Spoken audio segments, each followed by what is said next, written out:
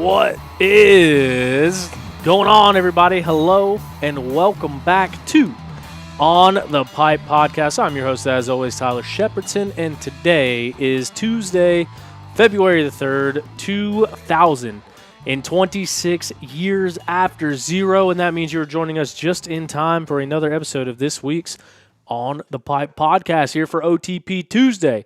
So thank you for being here. Thank you for joining us. Thanks for tuning in to On the Pipe Podcast. As always, we are presented by Yamaha Motors USA. Got me a little new 450 right here, boy, right here on the desk.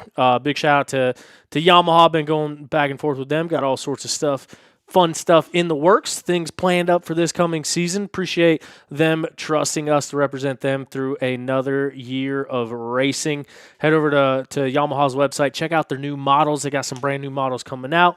They got the Tenere. They got a WR125 now. If you want to get on the road, link some trail systems together, you can find them over there. But yeah, super thankful to be working with a Yamaha. Tonight we got a cool show coming at you. We got a good bit of stuff to talk about. You know what I mean? We're winding down the off season, I guess, if you want to look at it. Technically, we're no longer in the off season anymore. That is because the West Coast has now raced at least one round of every single one of their series, if not more than one round. This past weekend, US Sprint Enduro got going down there in the cold weather in Georgia.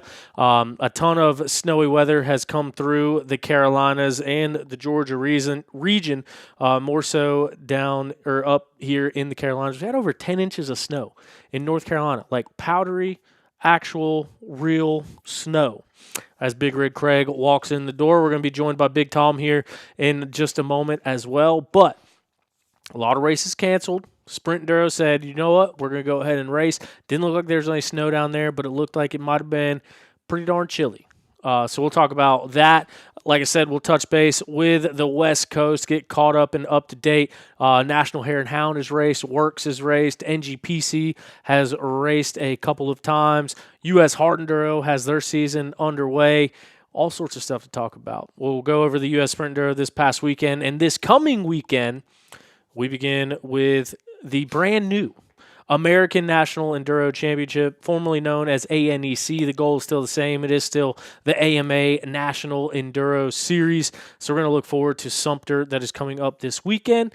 As you guys know from the last episode, got a big part in the ANEC series this year, heading up the media side of things. So it'll be an exciting weekend for me. Get down there, get my toes wet.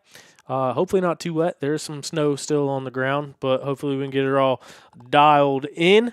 But right now, let's say what's up to our buddy, your favorite pilot, my favorite pilot, Big Rig Craig. Big Rig Craig, what's going on, dude? What's up? You got to talk for a minute because I got to figure out which mic you're on. Man, if I would have, if I wanted to hang out in the snow, I just wouldn't have left Ohio ever. That sounded awesome. Yeah. Yeah, this is some shit. I got 3 cars stuck in my driveway. I had to steal my dad's truck because I don't have full drive now. And, it's been a rough one. Had to use a tow strap to get the Toyota out of the driveway today, actually, so she could take it to work. If you look at the bright side, every car is four-wheel drive if you're going downhill. Well, I have an uphill driveway, so. Oh, yeah, then that doesn't work. Non-conducive. So you mentioned we got some studio changes going into effect. Didn't quite make it there, but we had to get a show going tonight because there's a lot of stuff going on. Changed the light setup. It's a little bit bright in here. You got a light right next to your face. Feel like we're seeing you on an X-ray machine. No, I haven't been out in the sun lately. Oh, well, we'll get it dialed in. But hey, that's the joy of OTP. So, Craig, where do you want to start at? A lot of racing to cover, a lot of stuff going on across the coasts. Where do we start? Let's start right here, close to home. Not really, but GNCC series. Not something that we typically talk about, but something that we do typically do is offer out our T's and P's when something happens. And I think it is definitely worth sharing these T's and P's. Walker Fowler. He came out and announced that this will be his last year of racing professionally in the GNCC series. Walker Fowler, one of the winningest riders and championship winners in GNCC history, doing it on the quad side of things.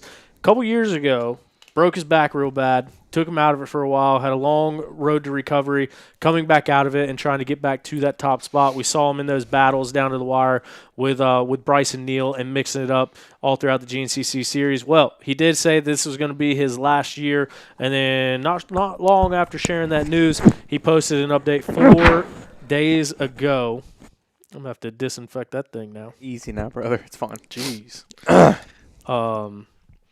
So Walker Fowler says, not the news I wanted to share with anyone. As quickly as the retirement season and fun around that had began, it has come to an end. 1 week shy of my 3-year anniversary since breaking my back, I've done it again. I am absolutely gutted. I will likely miss the first 4 to 5 races entirely as I recover and hope to make it to some before summer break to help with the live broadcast. Unsure if or when I will ride or race again this season. Sorry to all my supporters. Just completely bummed at right now. So major T's and P's out to Walker Fowler. As he mentioned, 3 years from that last back break. Now, trying to have this victory lap, trying to have one last run at it, give the fans what they want to see.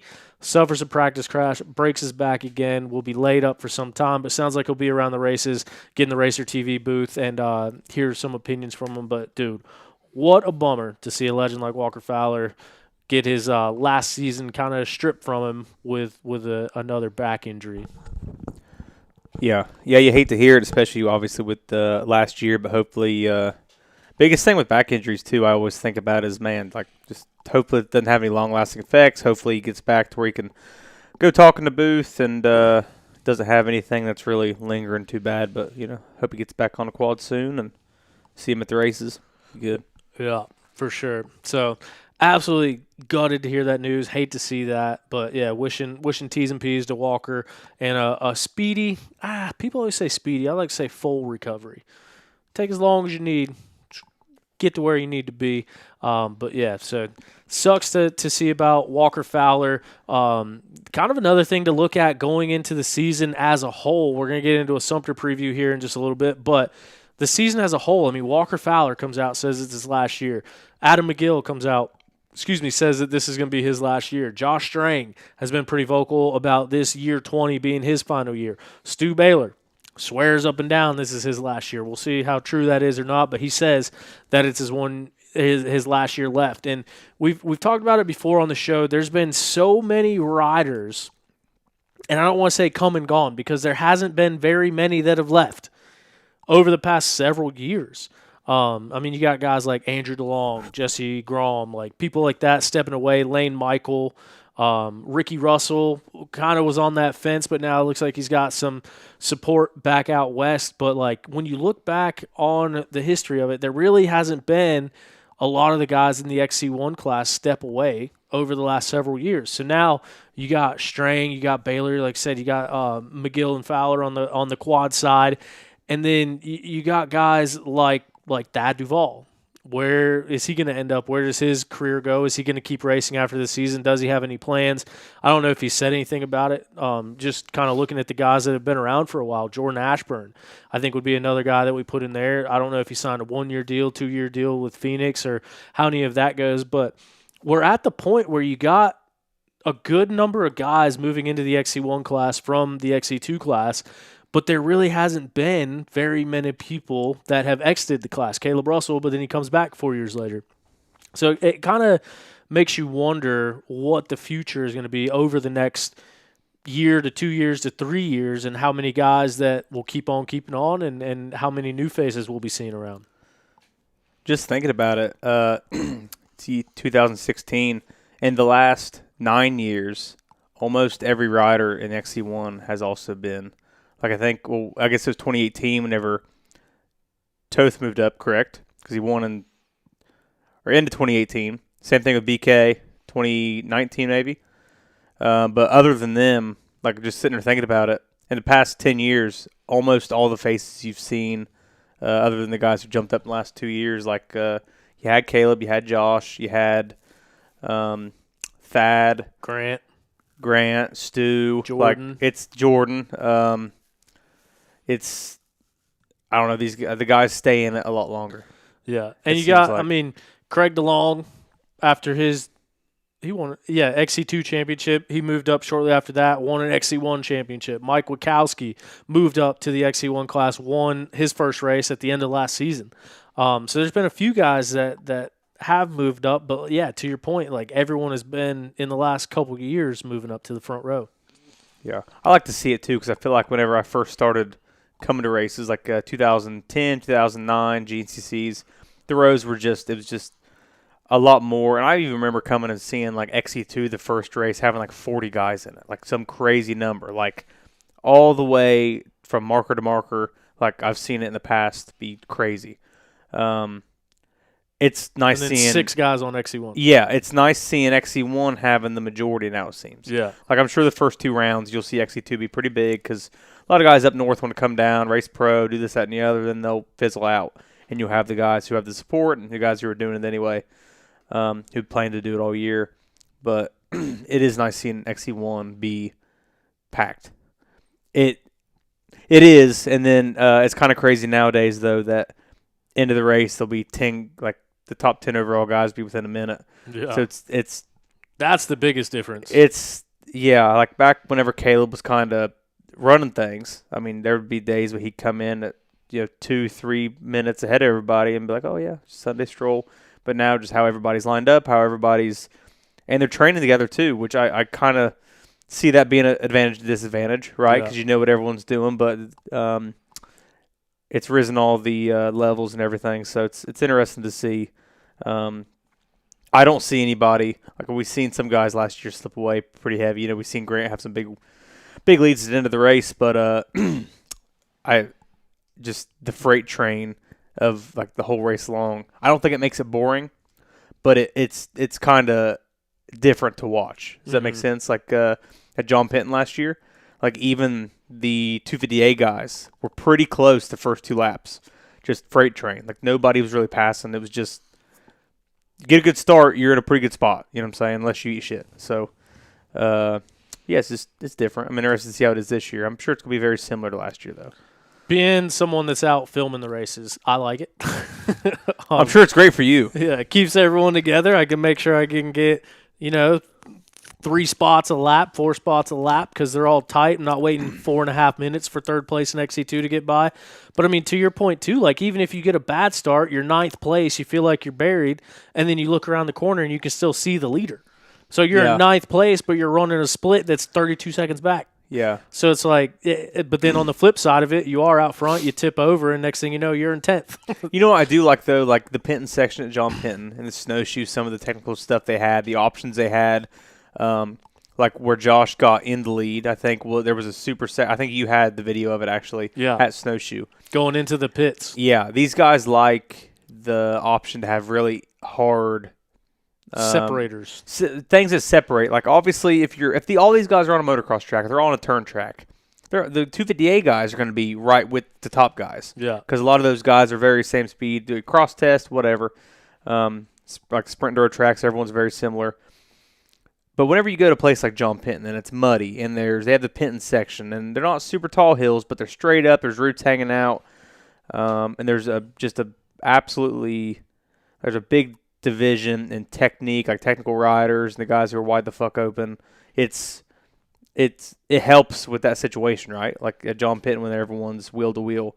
Well, we've seen someone go 3 positions forward because one guy got stuck on a hill and the other guys, or the guy who gained the positions just happened to hit maybe a more technical spot that nobody wanted to hit. He reaped the benefits.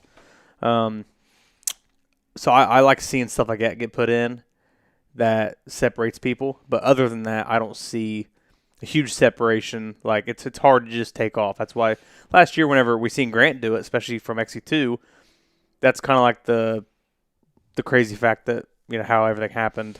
As far as that was why it was so surprising. Because everyone's so wheel to wheel. Then you have a guy coming from XC2, passing, leaving, and it's like, how'd you do that? Yeah. So I do kind of hope I see this year a little more separation because of like hard things on the track, like hills or sections or opportunities. You know what I'm saying? Yeah. It'd be nice to see. It'll be interesting to see who can get out front and run the pace to kind of drag everyone else into deep water like Caleb used to do. And going to give credit where credit's due, because those days where he'd be 3 or 4 minutes out in front, Thad Duvall would usually be right there with him. But, like, they were the only two that could put down those laps every single lap of the race. And now it's just so tight and competitive throughout the entire thing. Yeah. And you got some. I was just gonna say, I remember being at John Penton one year, and he had a huge lead. He won, and he said these guys can do the same thing I'm doing. They got to pick up the pace. Is pretty much what he was saying. He said these guys have it in them. He said they just kind of need to get their ass in check. And now you see it, after he left, obviously, but now everyone is at that pace. Yep. Like 10 years ago, it was different. And that's kind of what Caleb said when we sat down with him last offseason as he was making his return. Is he said, I don't think anybody's riding at a level too much higher than where I was at. I just think there's more people at that level. And to be honest, man, I think Caleb leaving the sport really kind of opened up the doors for what we're seeing now, because for 8 years in a row, it's like, hey, let's go to the GNCCs and try to get second place. You know what I mean? Try to get on the podium. And when Caleb was gone, I think that left the door open to, hey, I can win this race. Like, this thing's up for grabs. And I think that kind of elevated everyone too. And I hate to say that, like, I get the comments about being a Caleb Russell fanboy and whatever, but, I mean, that's just fact of the matter. Like, he had a dominant career, and you never saw the races as tight as they are now. And I think that is a big part of it, is kind of opening up the field and, like, hey, anybody can win on any given day. And over the past couple of years, we've seen that. The most races that a champion has won in their championship season is 3. Yeah.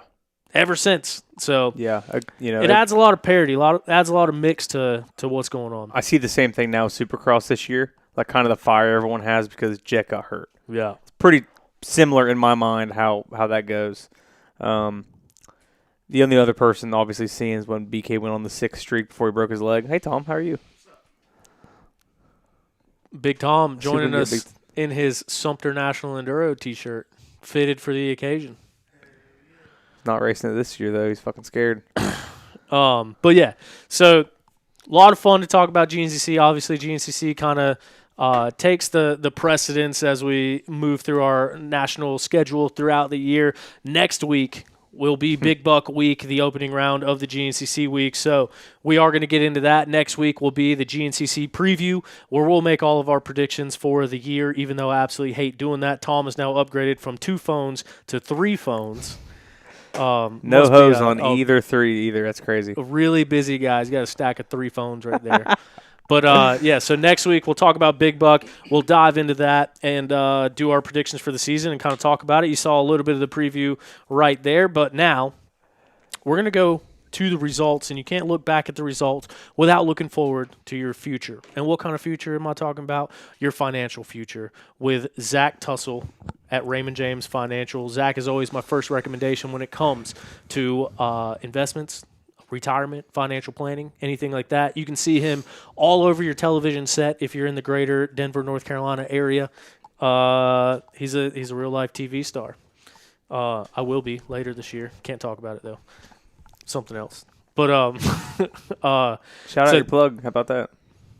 Yeah. Well, I got to talk to you about that. But we can't say the name of it. They said legal ramifications. But anyway, getting off the point. TussleInvestments.com. Hit up Zach Tussle. Let him know you listen to OTP. Get a free consultation. Find out exactly what it is he can do for you and how he can help you save money or plan your money out to make it your whole retirement. TussleInvestments.com. He's going to help us look at the results here. We're going to start all the way out on the left coast, if I'm not mistaken. Tom, how's it going? Man, I'm all right. Been a while, dude. Been a while. Been a busy week, if you can't tell. So. What's the third phone for? Well, our buddy Chris decided that they need to have a baby this week, so covering his work phone for him. His Sunbelt phone. Yeah, somebody's got to do it. Somebody's got to answer.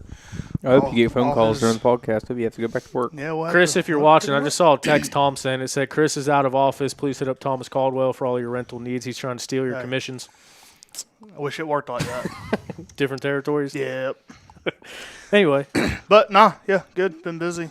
Glad to have the band back together, dude. Yeah, All three of us. It's been a minute. Where's our TV over there? That's one I always like looking at myself at. Mindy had to steal it for work, so it's downstairs. That's all right. I got some stuff. The studio is gonna look different next week. Yeah, we got when you guys get here. bobbleheads. We got mini Dude, toy trying to Yamahas. What's that? spruce it That's up a a little faux bit. 50. Yeah, That's full a fatty. 4.50. That's a 22 model. They couldn't even get you the newest one, huh? Listen, We need to get a big Tom on that thing riding. there we go. You got a Big Tom bobblehead? No, but I can probably figure it out. All right, let's dig into some results. We like to start out on the West Coast. Why? Because we don't have much to talk about. We know nothing about it. It's hard to know what's going on out there. So the best that we can do is give you the information as we know it. And taking the win out there at Works for round 1 in Blythe, California. Shorty's breakout GP. Cole Zeller takes the win overall. In the number 2 spot was Harlem Nelson. And rounding out the Open Pro podium was Jordan Haas, our good buddy, friend of the program, the 418, Mason Simmons, moving up to the premier class. He is down there with a big old DNF next to his name. Does anybody know what happened to ISO? I just asked. So What's Lyndon doing? They Where's won't get Lyndon allowed- racing? riding Ducatis. I don't know. Yeah, but like what series? Do we know? Left coast. Left coast. Now that you mentioned the thing about the TVs, I realize I can't see that, and I'm used to looking at the TV over here too. Pro 4. Oh, wait, did I screw up? That was Open Pro. We need 250 Pro. Well, that was Open Pro, and then here's 450 Pro. Oh, I screwed up. That was Open Pro. Cole Zeller one's Open Pro. What's the difference? And then Yeah, this what- is, yeah. See, this is why we need to stay on our coast. We don't know what's going on. yeah. What's Open Pro? Well, Because so- now so- Mason's in second. He went from a DNF to a second. Yeah. In the money, brother. So Tyler Lynn on a Honda out of Mona, Utah. Mark Tilley, are you in here? What's going on? Yeah, give us a call, bud. So we got Tyler Lynn on a Honda in the first, Mason Simmons on a KTM, and from Menifee, California. And he's staying with, who's he staying with? Someone super race Supercross, ain't he? He was at Justin Cooper's house. What a fucking guy. And Justin Hoft on a cow in number 3 position. Derek DeMartille. Chance Fullerton. Those tracks must get pretty rough pretty quick because every one of those guys ran their fastest lap on the second lap. Let's see. Here's Pro 450. Here's Pro 250. So what is Open Pro? Maybe that's a warm up moto or something. I think they do have like. Maybe that's their sight lap. Dude, someone is so mad at us right now. Maybe Matt Chamlin will chime. Someone's got to let us know. Should we call Matt right quick? Also, breaking news. You got all weird with me when I mentioned that Matt Chamlin is Josh Toth's factory mechanic. First month in, guess who won Employee of the Month for the team? Matt Chamlin. Not Cody Groves. He's Employee of the Not Month. Cody Groves. There's an AI firefighter pick to prove it. But anyway, shout out. So Pro 250, Cole Zeller takes the win. Sam Pritcherer is in the number 2 spot aboard his Honda. And Colton Ake rounding out the top 3 with a 3rd place finish. Shout out to our guy, David Fry, down there on the lone Yamaha in the 250 Pro class, DNF. Top finishing Yamaha. Shout out. I don't know if he was I top don't finishing. think. In that class he was. He didn't finish though. That's what DNF. Dude, fuck off. How about that? Did Probably got not out there and finish. saw how much power that Yamaha was making, and they wouldn't Yeah, let him race. I didn't want to see whoever. We're looking at the beginner class. Yeah.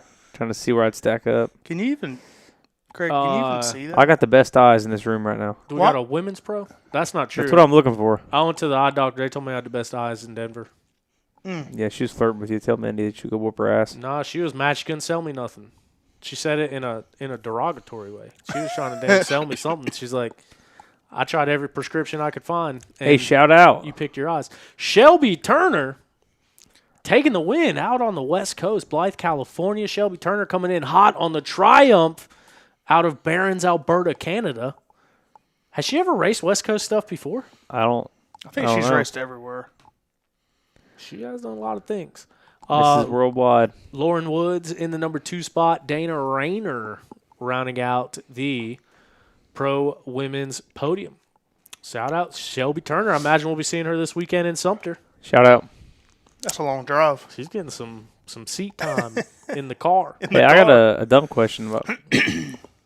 We go to U.S. Hard Enduro. Is there a Hard Enduro race last weekend? There was one at some point. It's a good point. I think so. Wasn't King of the Motos like last week? I think there was a Hard Enduro last That's literally weekend. what you just clicked on, Craig. Yeah, King of the Motos. Yeah, no, well, I just So seen it when up is- here in the tab. When is King of the Hammers?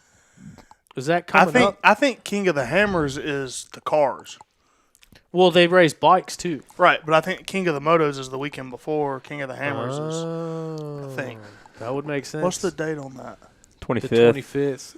So it's this past weekend. So the U.S. Hard Enduro Series is changing this year.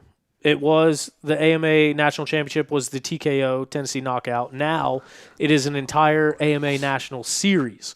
So they kick things off 2026 King of the Motos. Tristan Hart does what Tristan Hart does. He has a number one on his bike, and that is because he's usually in the number one spot. He shows that as they go out there.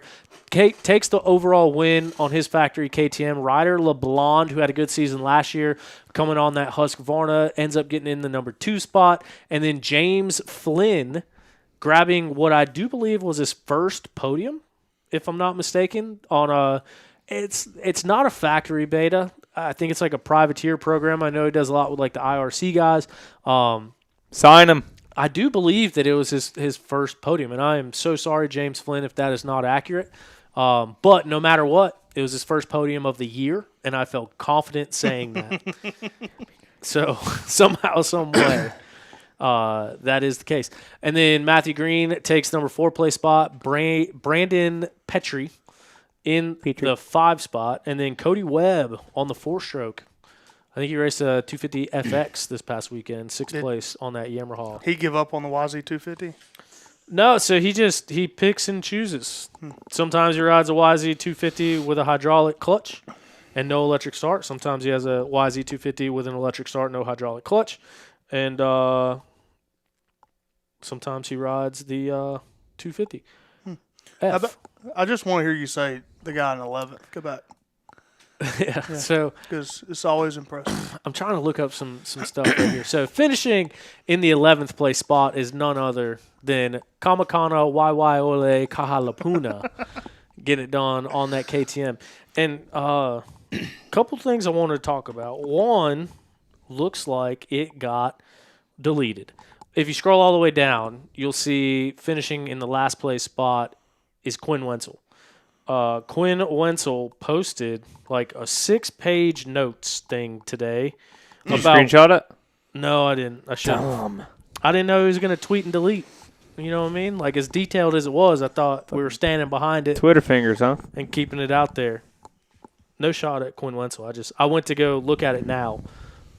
Give us the spark notes of it. Yeah. So a couple things that I want to talk about here is he qualified for the final, and I guess when he ran the prologue on a EFI bike and was having issues with the EFI bike, and so he decided to switch to the carburetor bike.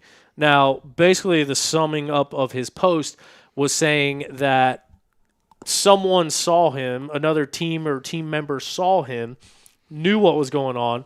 I guess the pit area was 10 minutes from the finish line, so waited till he got up to the finish line 10 minutes away. 12 minutes before the race, he gets reported to the officials that he's on a different bike, which is illegal because the event had started. You got to finish the event on the bike that you started with. So he didn't have any time to prepare the EFI bike and give it a go. So, yeah, to sum up his post, he just basically said, that's what happened. And he said, y'all are some chicken shits for seeing it and not saying something to me and waiting until the last minute to snitch when I couldn't do nothing. And I shouldn't be saying it like this because I have no idea who the other team was or who the other people were. I don't have any idea of the situation other than what Quinn Wenzel said. So is his point, like, if he would have known, he would have got back on the EFI bike that he was having trouble with the race? Yeah, and just try to make it happen. And I guess the main sentiment that I got from that story is that wish he would have been known in ample time. Like if a team recognized it, knew it was wrong, like, hey, dude, you can't do that, rather than wait until you can't do anything about it. But then he also like said that he understands the rule. He didn't understand that he was breaking it at the time because don't cheat. The prologue. I don't think he was trying to cheat. I think it was just. But I just thought it was interesting because, like I said, it was very detailed. It was like 6 slides long. Should have screenshotted it. But yeah, interesting to note. But then the other thing that I had on our notes here is that I really like what the U.S. Hard Enduro crew did. We need to get Matt Musgrave on here, talk to him. I talked to him a little bit. He's down to come on the show. He runs U.S. Hard Enduro, and he also runs the Hill Climb series. But they had some issues last weekend doing something at King of the Motos. I guess it's 2 events. I don't know. Anyway, oh no, I guess this whole thing was last weekend. Duh. Anyway, so they had some issues, and they posted a thing on there that was penalties explained. So they had a few different penalties throughout the day. So they basically explained what happened, and then 4 riders were penalized for a track issue. They said that the way that they were handling it is avoiding the obstacle and making up the time minus 5 times the perceived advantage gained in time. So say that they think that you gained 30 seconds, they gave you 5 times 30 seconds, and that was your penalty. So it was nice that they had a clear-cut understanding of the rule. They put it out there to let you know what rules were broken, and then they listed all 4 guys and exactly how long they got penalized for that part of the track. One of the guys that was penalized was our buddy Kamakana Waiwaiwaiole Kahalapuna. But then also on here, Quinn Wenzel, disqualification. So U.S. Hard Enduro explains it as Rule 7.19. The machine and rider lines up with for the first qualifier of the event will be the machine they must finish the event on. The frame and specialized parts, engine cases, cannot be changed during the event. So it is cool that when penalties happened out there, they got in front of it and kind of put it out there in the public like, hey, here's what happened, here's what we did. I think that sets a good precedent going forward of what to expect and to let people know why that happened. Yeah. I was looking at the some of the checks here also, just kind of seeing who was where at each check. And Cody Webb, 2nd, 7th, 18th, 14th, and he crawled himself back up to a 6th for that race number 2. So he had some issues midway. Maybe she got hot. Maybe he just threw her down a hill, but looks like he got pushed back a little bit and crawled his way back, so that's cool. Got a Yamaha teammate with him this year. Yeah, I was going to ask about that. That guy's Riley Bender. Wasn't that his mechanic? I don't know. I think so. his mechanic was a dude with the mullet from Ohio. Oh, and also Brennan Petrie and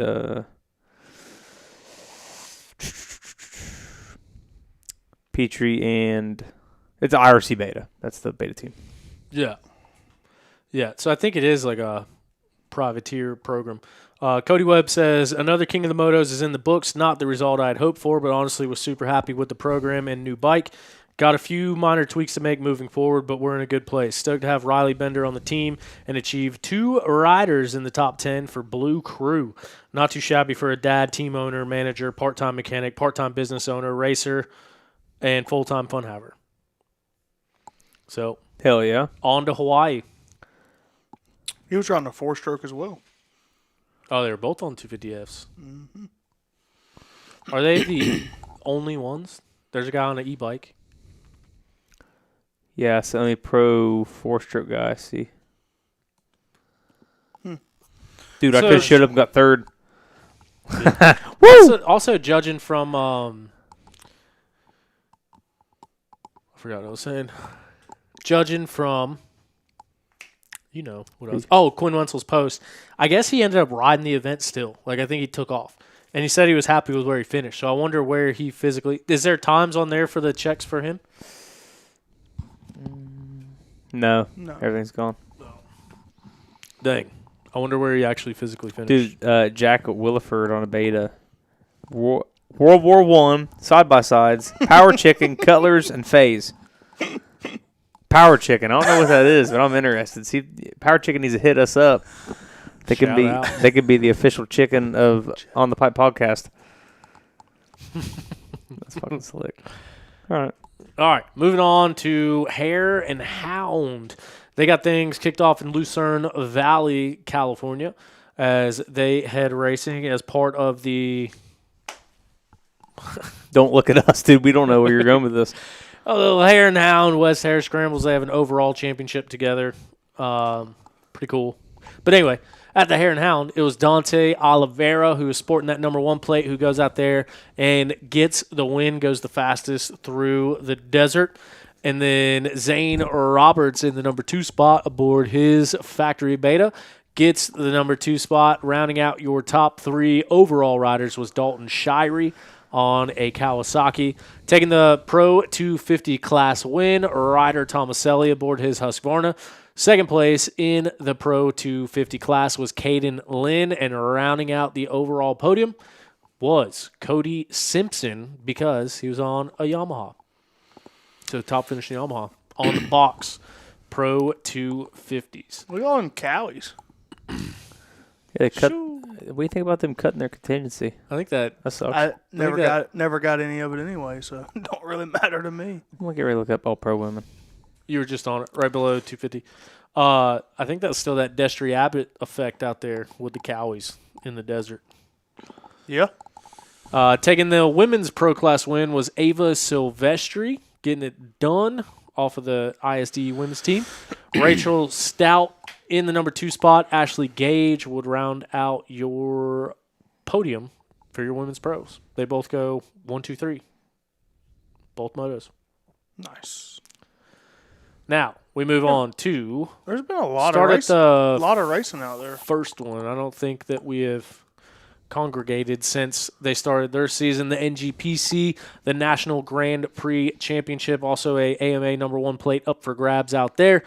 They kicked things off in Delano in the first round. That was the weekend of A1 and the AIM Expo. Dante Oliveira took that win as well. So Dante Oliveira starting his season off on the right foot on that factory KTM. In the number 2 spot, Dare DeMartille on the factory Beta getting it done, and rounding out the overall podium was Dante's little brother, Mateo Oliveira, taking home the final podium spot of the weekend. Taking a look down at the Pro 2 class, Sam Pretschar. Was that the same guy? Sam Pritchard?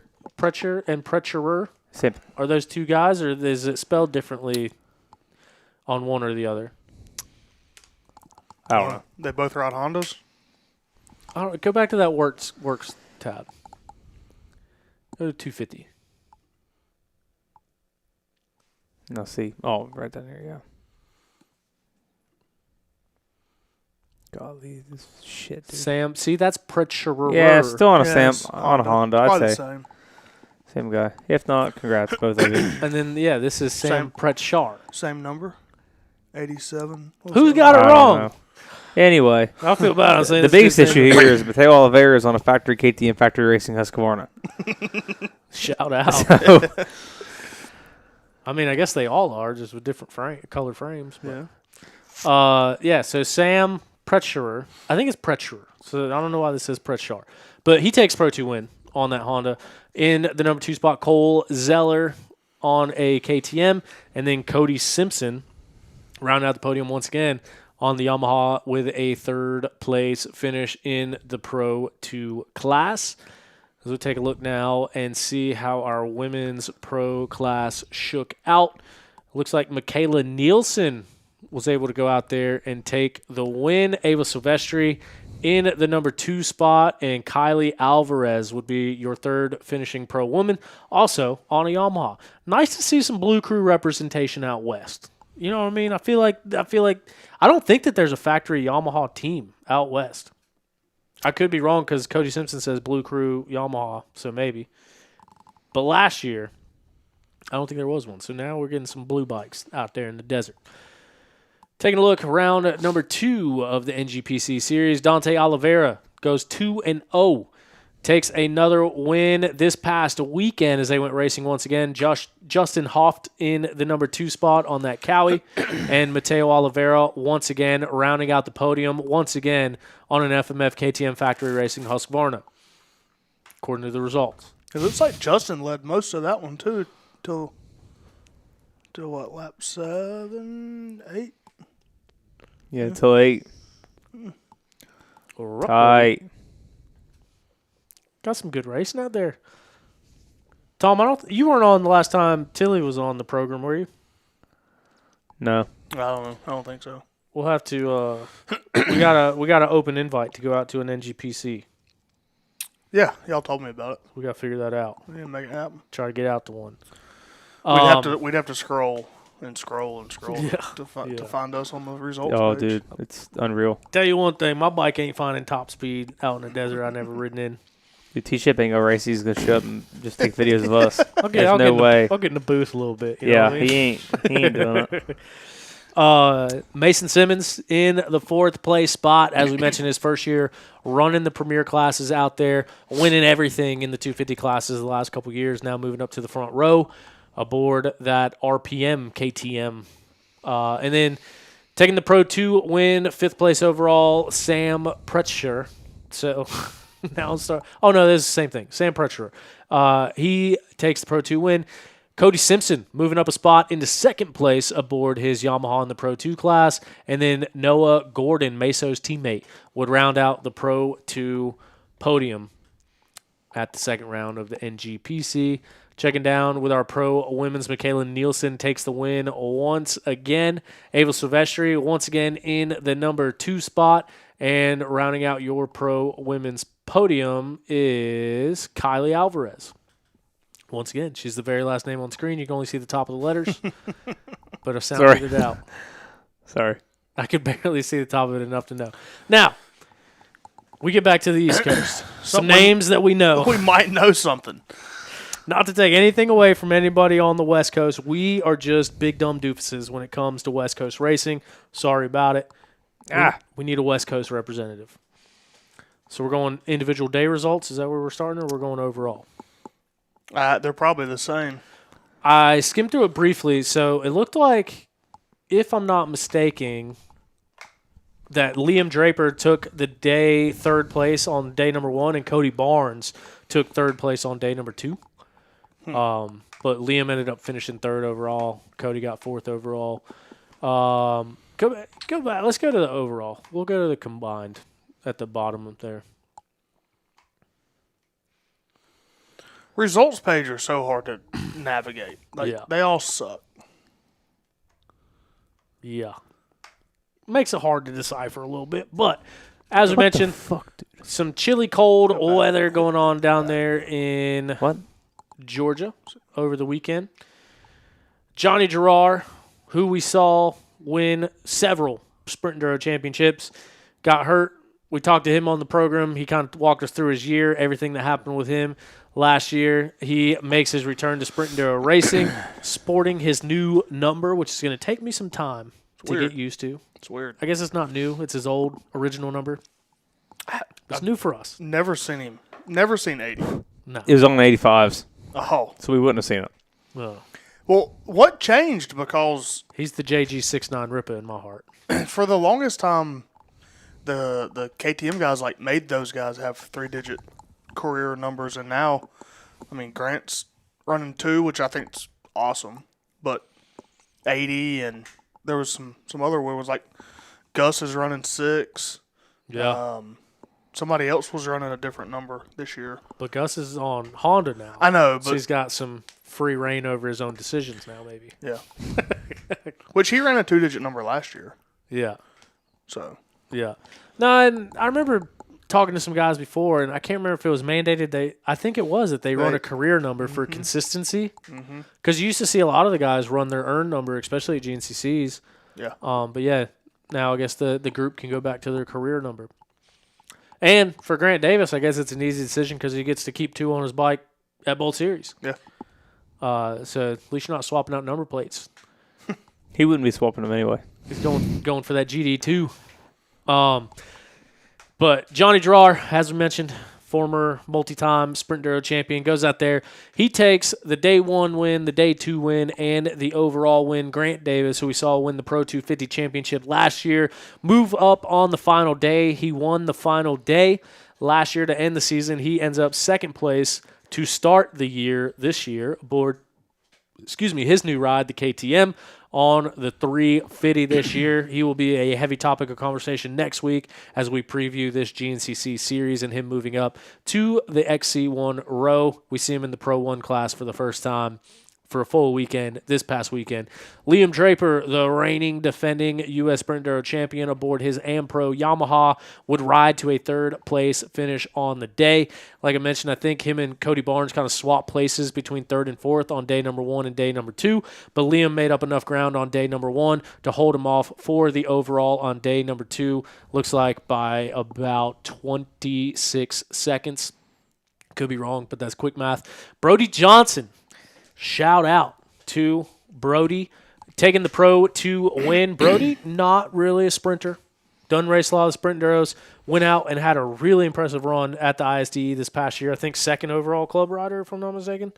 Something like that. Either way, he did really, maybe his second overall American club rider.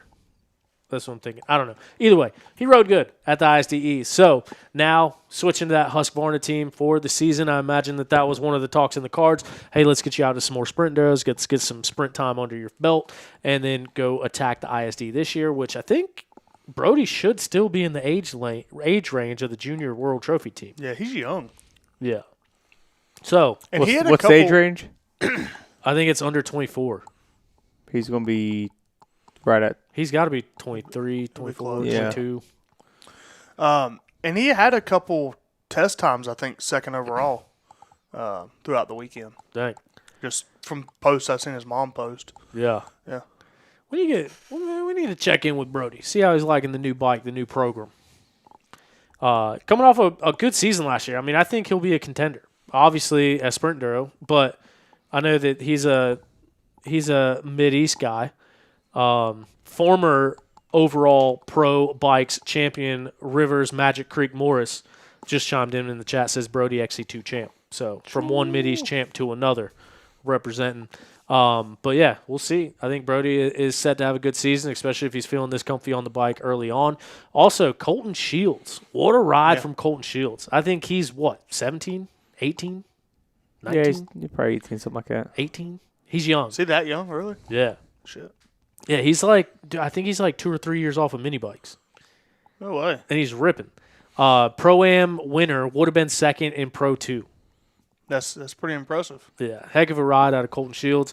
Cooper Jones coming back to racing, second place in the Pro 2 class. Jack Walker ending out the Pro 2 podium with a 9th place overall, 3rd place in Pro 2. Will Sievenpiper right there in between Jack and Cooper. He's 2nd place in Pro-Am, 8th place overall. And then Swole Cole Whitmer rounding out the Pro-Am podium with a 3rd place finish.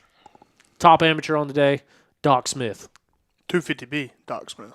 250B? That's what it says. Doc 250B Smith. That's the kid that won the YXC1 championship last year, right? Oh. Or was that the I haven't other? watched a mini bike race in like 10 years. He was one of the guys that was up front when like Caleb Wood was right. See, this is why I don't speak on things I don't know nothing about, because someone else is going to be mad at me right now. It'll be all right. Women's pro class. This one, got to admit, bit of a shock to me. Shouldn't be, because Danielle McDonald came on strong at the end of last year. She also had a very good run at the ISDE this past year. But Brandy Richards is women's sprint enduro. She is setting records at women's ISDEs the way that she's been dominating them over the past several years. But yeah, Danielle McDonald goes out there, edges out Brandy Richards by 3 seconds. So 12 tests of racing. Danielle McDonald gains the advantage by 3 seconds. Ellie Winland rounding out the 3rd place spot. Looking at something here, did they run all cross tests on the first day and all enduro tests on the second day? No, so when the results get posted like that, they just default to that from alphabetical order. Gotcha. But So it'd have been split 1 and 1. to my knowledge, I think they still go cross test, enduro test, cross test, enduro test. Okay. But yeah. So Danielle McDonald's taking the win on a Yamaha. Brandy Richards second. I know that series at times has had a lack of attendance. Do you know what they had down there for that first one? I mean, was it good, decent? tell you. I believe total, someone told me it was like 220, 230. Okay. Yeah, for adults anyway. 188 for adults. I mean, and But then- usually sprint? first round is the biggest. I would say for a sprint, that's pretty good, though, is it not? I have no idea. I would say that the 230 is like what was Full Gas getting like you're not losing money. 2018? Right. Close to it, but what? Whenever Full Gas, like 2018 Full Gas, whenever they were like the only sprint, what was So heyday at Full Gas in the OG days, like 230, 250 was like a sweet spot, but then towards the end of it, especially as it was getting built up, like we'd have regular rounds over 400, Wow. and over 400 is a good weekend in sprint enduros. And that's got to make it hard to run the event with that many people. Yeah, Yeah. yeah. Especially there was always one rider that you had to account for, and a lot of times we were waiting on like one rider to finish to be able to start the next test. Oh, yeah, okay. No, so not one rider, specifically one rider. Oh, okay. But I And thought it- you were going with there was one rider that always blew out the banners that you always had to go behind and clean up. no, because and I've never been to a U.S. Sprint Enduro, but if they run it how Full Gas was ran, the way that Full Gas was ran was it was 30 minutes between the cross test and the Enduro test, and then 45 minutes before you go back to the cross test. But then every single class runs, so all the A class, all the B class, all the C class So you have don't- to get through. You're not running both tests at the same time. They would overlap. So like by the time we'd go back over to the Enduro test, you'd be like halfway through people on the cross test. Oh, so you think you'd still be waiting on the enduro test? Yeah. It's like Or no, you the catch. cross test. So they would still be finishing up because every rider has to come in before you can send the pros. Gotcha. So that's why it was a bigger gap to get back over, because after the B and C riders would finish the cross test, then they would go run the enduro test, and the pros would be going back to the cross test. And it was a science. There was a lot that goes into running sprint enduros. God bless them for keeping them going. That's a lot of stake hammering. That's a lot of mathing. It's a lot of everything. So. Somebody email Cable Foster and tell him that the 93 CR250 just got new tires on it and he can count his fucking days. Is that, 98 and older vintage class. I'll take the 76 Husky out there. You boys better watch. Well, there you have it. Checking it. So, going back to the U.S. Sprint Enduro things, I think some key takeaways from the weekend is being able to see Grant Davis. Why is that? That shouldn't be up there.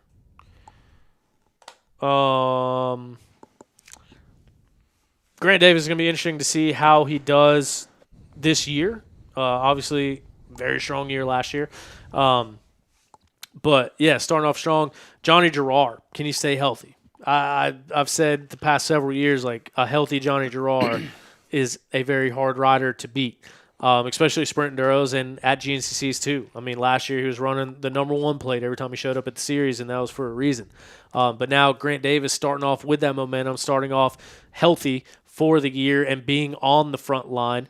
Let's see if he can do it and see if someone from that Pro 2 row can charge their way up, or XC2 row rather, and do what he kind of did to some people last year. But this past weekend was also Cody Barnes' first ride on the beta. So when you sit there and look at the results, I mean, you got Grant Davis on a new bike, kinda.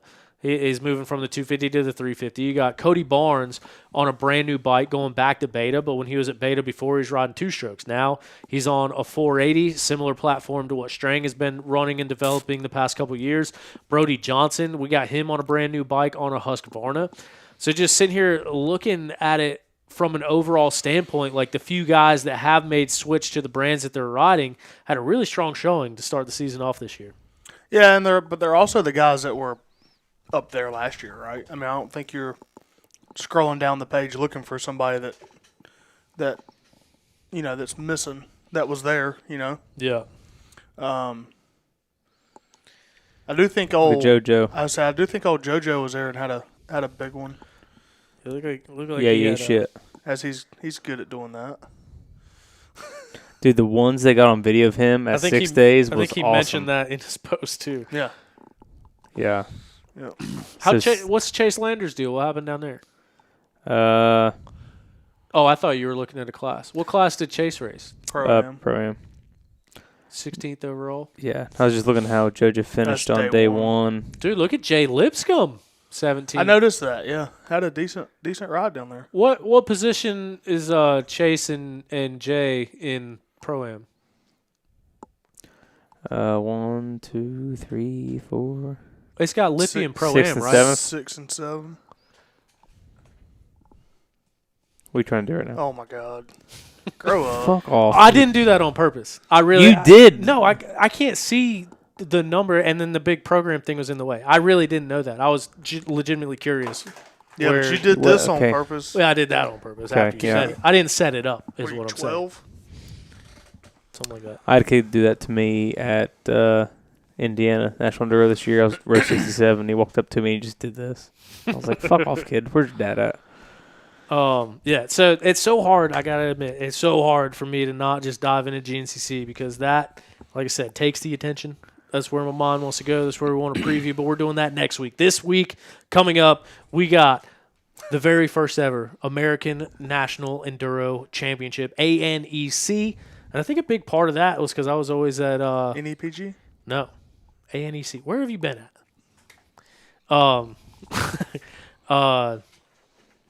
So yeah, transitioning into the new ownership, into the new crew, being there. But yeah, I've been at Mideast the last several years. Now I'll be at National Enduro and get to see that kind of racing straight up. And kind of like when we talk about West Coast results, it's hard to see what's going on if you're not at the races. And past several years, National Enduro, the only thing we knew about it was reading off the results. So maybe being there, boots on the ground, seeing the racing going on, feeling it. You know what I mean? Being a part of the series, get a better understanding of what goes on out there. But this coming weekend, it is the first National Enduro of the season, the Sumter National Enduro. Getting videos coming from the crew, Corey Buttrick, Blake Ponchke down there riding through the tracks and stuff right now. Snow, both sides of the trail.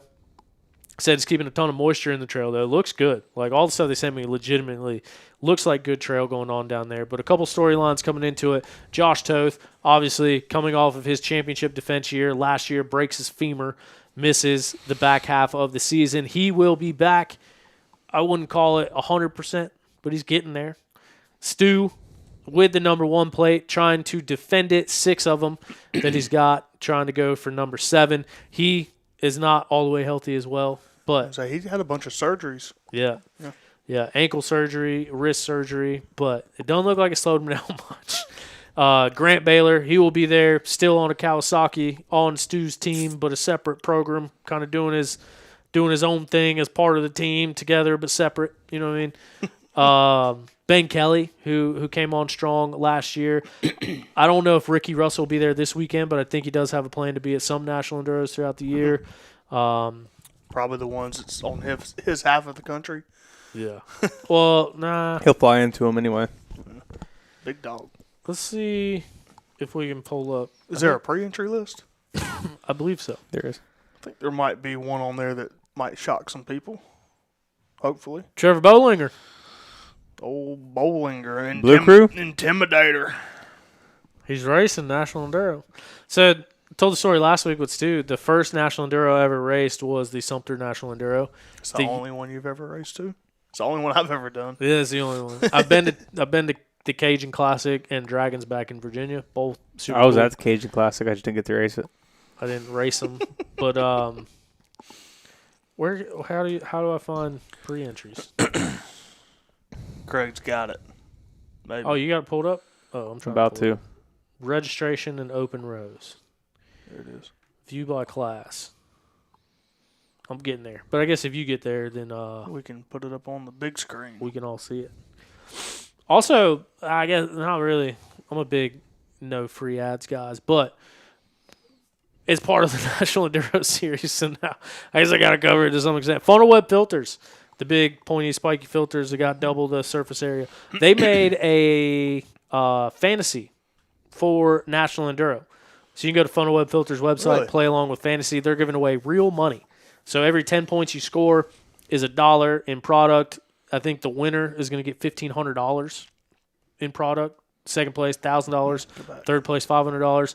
So if you go to Funnel Web Filter, you can get signed up to play fantasy for the National Enduro Series. Craig, did you find it? We're working on it. We're close. Yeah, and down at the bottom. There we go. NE Pro 1. There we go.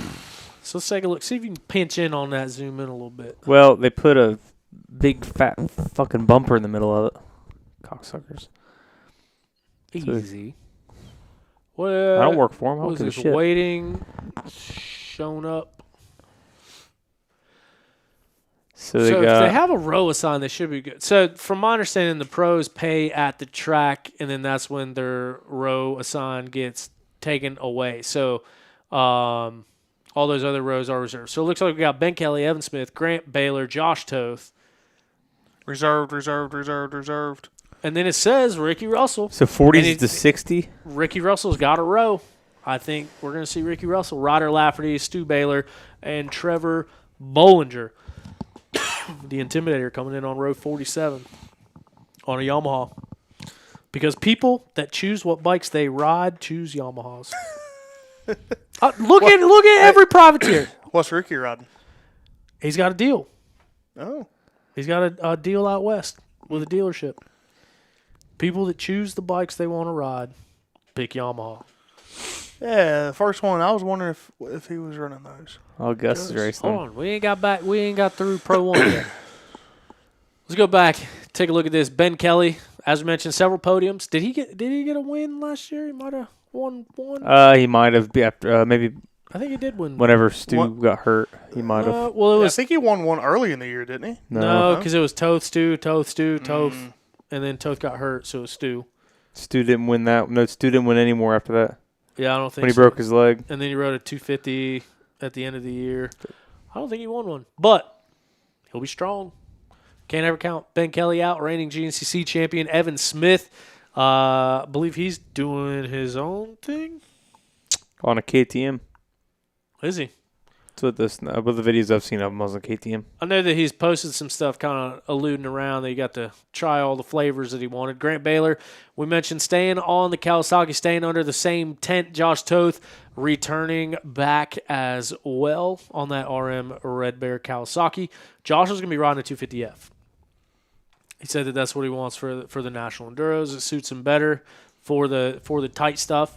So Toth obviously would be a force to be reckoned with. Ricky Russell, we did see him get a win last year and also on the podium several times. Ryder Lafferty, we saw him get some wins in the past. So if Ryder Lafferty can get that old Lafferty DNA juiced up again, he could be a force out there too at Sumter. Stu Baylor, as we mentioned, he's got that number 1 plate, but boy, that thing is heavy. He's coming into the season as owner of one of the teams, rider on one of the teams, owner of the series. And, yeah, I can tell you, Stu's got a lot on his plate right now. And Trevor Bollinger coming in, seeing his return to racing. He's been down in Florida working blue collar. Blue collar. And now come back racing. What's the insights on that? What's Trevor got planned this year? I don't know. I know he's been riding a good bit. He did a FTR back right after the new year. He made the 3-hour cutoff, so that's good. I mean, he beat Ashburn, beat some other big guys that didn't make the cutoff. So, yeah, I don't know. It's I think he's excited to go racing because he wants to and for himself. You know, like Hopefully, no pressure. Yeah, I mean, no pressure. He told me and things change, but he did mention to me he's like not looking to do it for a living anymore. He's like moved on past it. So,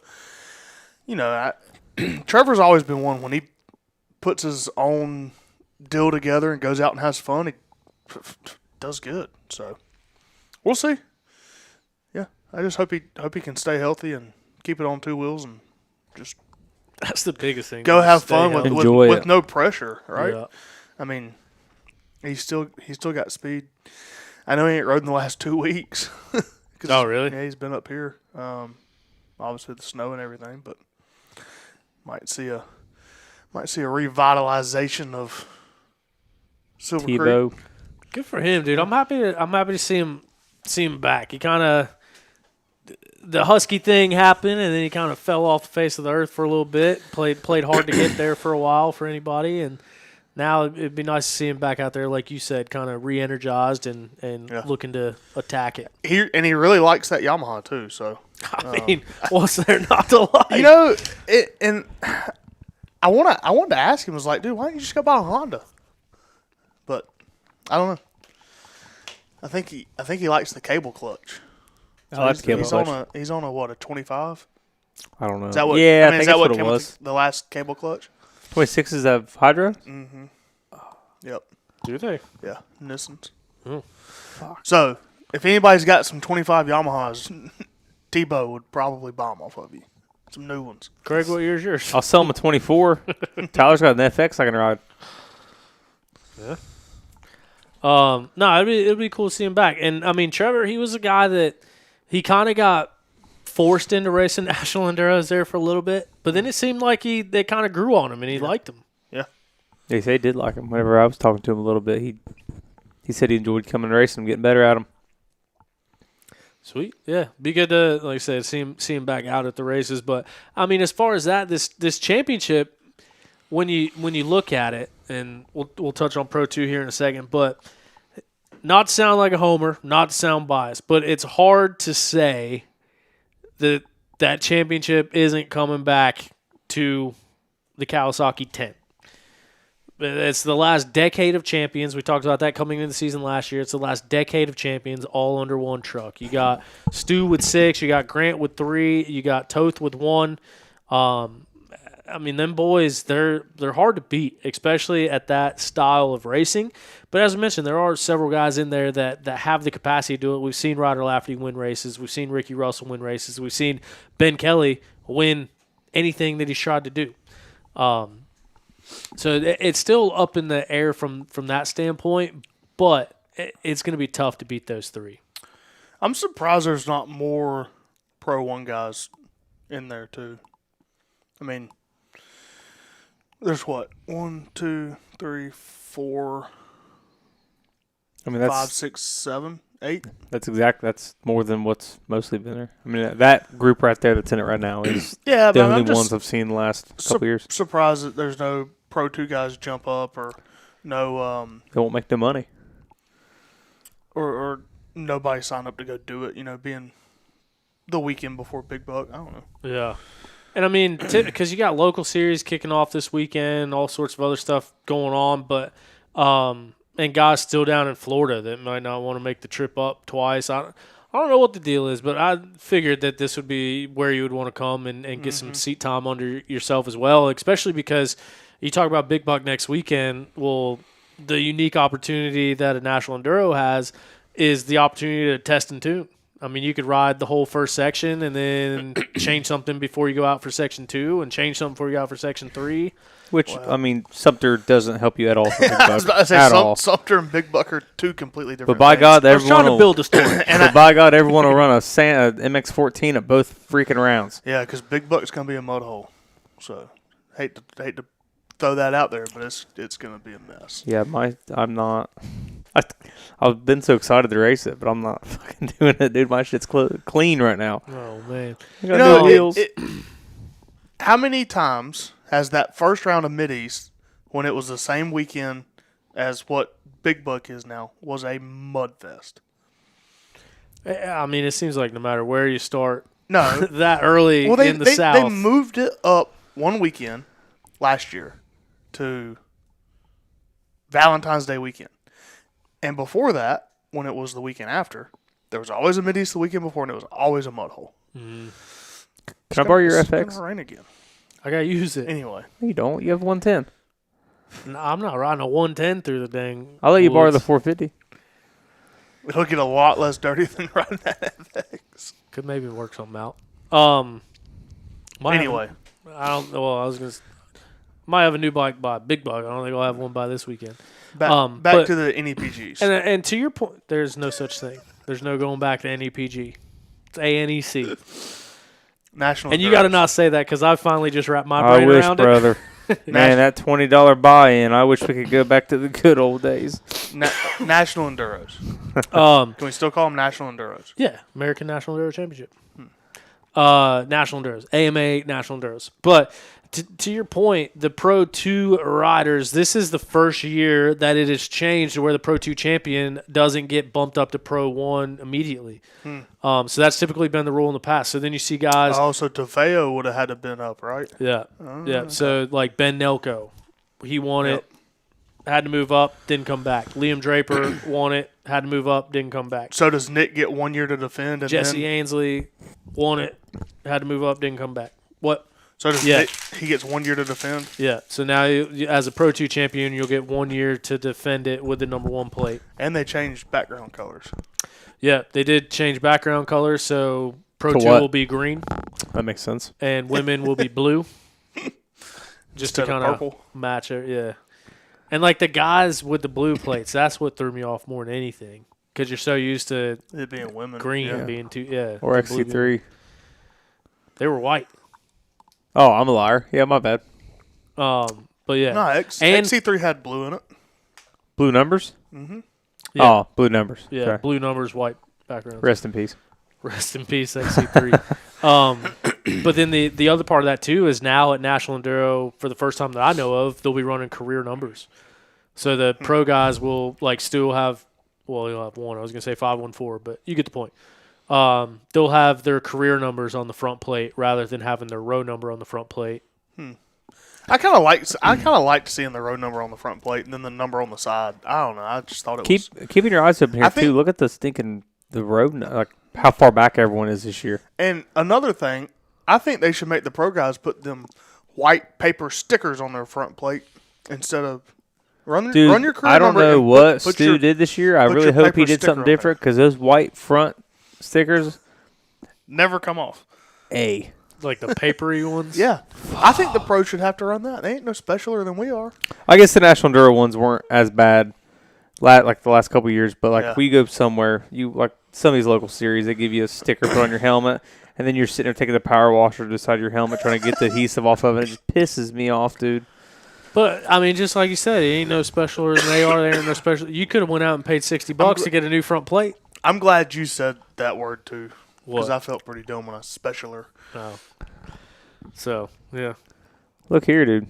Some Pro 2 guys in 67. 69. So Pro 1 guys and Pro 2 guys will be together? No. They won't be on the same rows at all? No. One per row. Really?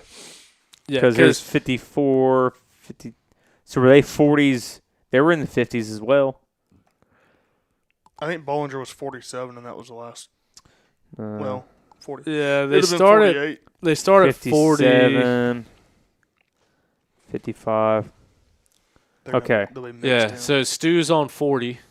And then I think right now it's filled up to 58, and then 59 through 60 is for reserve. Is 40 always where they started? I feel like they started further up. Yeah, they did. In the 30s. So Stu talked about it last week, but it's still all kind of confusing for me. But, they started farther up last year, and then there would be a Pro 1 and a Pro 2 guy on the same row. And a lot of people complain that the Pro 2 guy would get pulled along by the Pro 1 guy. Yeah, but why does starting on 40 instead of, let's say, 30, how does that have anything to do with it? I don't know. I don't know why they decided to move everything back. But maybe Stu likes a rougher track, and that's why they started the Pro 1s a little further It's interesting to me, though, too, because, I mean, usually I try to get in the 20s all last year. I was always with Pro 2 guys. Now I won't be. I mean, there'll be probably some Pro-Am guys and stuff. Around? Yeah, I don't need towed, bud. I mean, hit a tree. I get that point because you would see like a Pro 2 guy just all of a sudden like just lay down a heater and like win the race, and you're like, oh, he's on a row with Toth or he's on a row with Stu. I do agree that they shouldn't be on the same rows. Yeah, but yes, they'll be spread farther back now, and I think they should start on row 1. Yeah, why not? Stu's number 1. Put him on row 1. Surprise! I can see that, but. That is a big advantage between row 1 and row 30. No, there would be, but hey, you want that number 1 plate? Run row 1, yeah. Blaze the trail. So yeah, be interesting to see how that thing shakes out. And then taking a look at the let's go Pro We 2 were in real the quick. 30s. I do like how you can see the pre-grade stress. That is cool. Yeah. So we got Gus Reardon, Chase Landers, Hunter Smith, James Jenkins, one of the twins, Jason Tino, Jaden Donners. He's a West Coast guy. Yeah. Jack Walker, Nick DeFeo, the reigning champion, Ryan Pipe It Up Piper, Thorne Devlin. Thorne Devlin making the trip down, Trevor Hoolan and Will Steven Piper. Dang, I wonder if Thorne's racing the whole season. No, he's got to get a Baja. Yeah, I was about to say, excuse me, Baja overall champion Thorne Devlin Not overall champion. for the overall series. Class champion. Series overall bike champion. Oh, me and Ben Fricks from the same row. Nah, Shout out. Yeah. because they were like a support. They weren't the unlimited class, right? I don't know. I think he won like the real deal. Nah, I think they just won the championship in their respected class. Either way, he won something cool in Just Baja. checking out who's on my rows here. Here we go. Do they have a? Well, I was gonna say they have a 25 plus, but I'm 30 now, so it don't matter. Chase Hayes is racing Open A. You're fucked. Shit. Colton Brown, me, Dalton. Let's see. Big class this year, boys. Russell Smith, Russ Anderson. What road you get? 20. 20. 2-0, cuz. I don't know half these guys. But yeah. So looking at the Pro 2 class, obviously Nick DeFeo wins the championship last year, but it came down to the wire. Jack Walker hung in tough. Jack Walker, that was his first year riding a 250. He was in XC3 for 2 years the year before that. So kind of getting dialed in and adapted to that 250 and saw him come on strong. Actually, I think he raced a 200 a lot of the year last year, if I'm not mistaken. Really? But, yeah, took that championship down to the wire, so it'll be interesting to see him and Jack battle back and forth. Gus raced sprint enduros last year, so this will be He raced some National Enduros also. – oh, did he? Mm-hmm. But he didn't race full season, did he? I think he was supposed to. He just didn't want to, I don't think. Oh. So he'll be a contender on a Honda Pro 2 class. Chase Landers, also teammate to Gus Reardon in the Pro 2 class. But Chase is still racing 250A at GNCC. Yep. I think so. Yeah. So why, Pro's not voluntary. I Or wonder Pro's if- voluntary, right? So well, National Enduro has some different rules, so maybe he got promoted. He has to race Pro 2. from AA last year. I would imagine that's the only reason that he would be in Pro 2 Or now. Pro, yeah. Or I think he was Pro, maybe AA last year. I don't know. And he ran Pro Am at the sprint. I guess the media manager should figure out how all this stuff works. Thorne Devlin, he could come in and win this race. Yeah. What's he riding? Probably Yamaha, because people that have the choice choose Yamaha. That's what he was riding. Better watch out. He'd throw some hands with you. Yeah. Don't get into the back of Thorne. What a like a Ghost shit ride the fest whip. that was. This is a little weekly entertainment.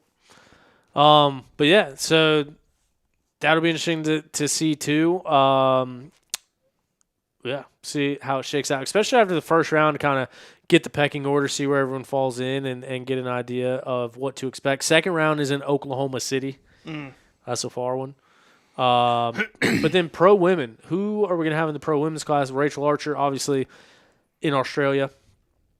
Not going to be racing the pro women's class. I would imagine that defending champion or Rachel Goodish is in there. Yes, she is. Rachel Goodish, Shelby Turner, Taylor Johnston, and then see that damn reserve spots messed y'all up. Brooke. Brandy Brady. Richards. Oh, that'd be interesting. So, and I was thinking that when we were looking at West Coast results, Brandy wasn't in any of them. And even when she was racing out here in GNCC, she was still racing a series out west. So now we've seen her at Sprint Enduro. She signed up for National Enduro and didn't race any of the West Coast stuff. So, I guess I would imagine she's full-time East Coast now. Yeah. I mean, if I would have came over here and got a house or whatever she's doing, shit, I wouldn't want to have to fly back and forth either. Yeah. Well, especially, too, like, training in California and then coming out here and racing in the clay, like, can't be very Nah. conducive. There's- That'd be as silly as spending your whole entire winter in Florida for one sand race. Yeah. That's what everybody does.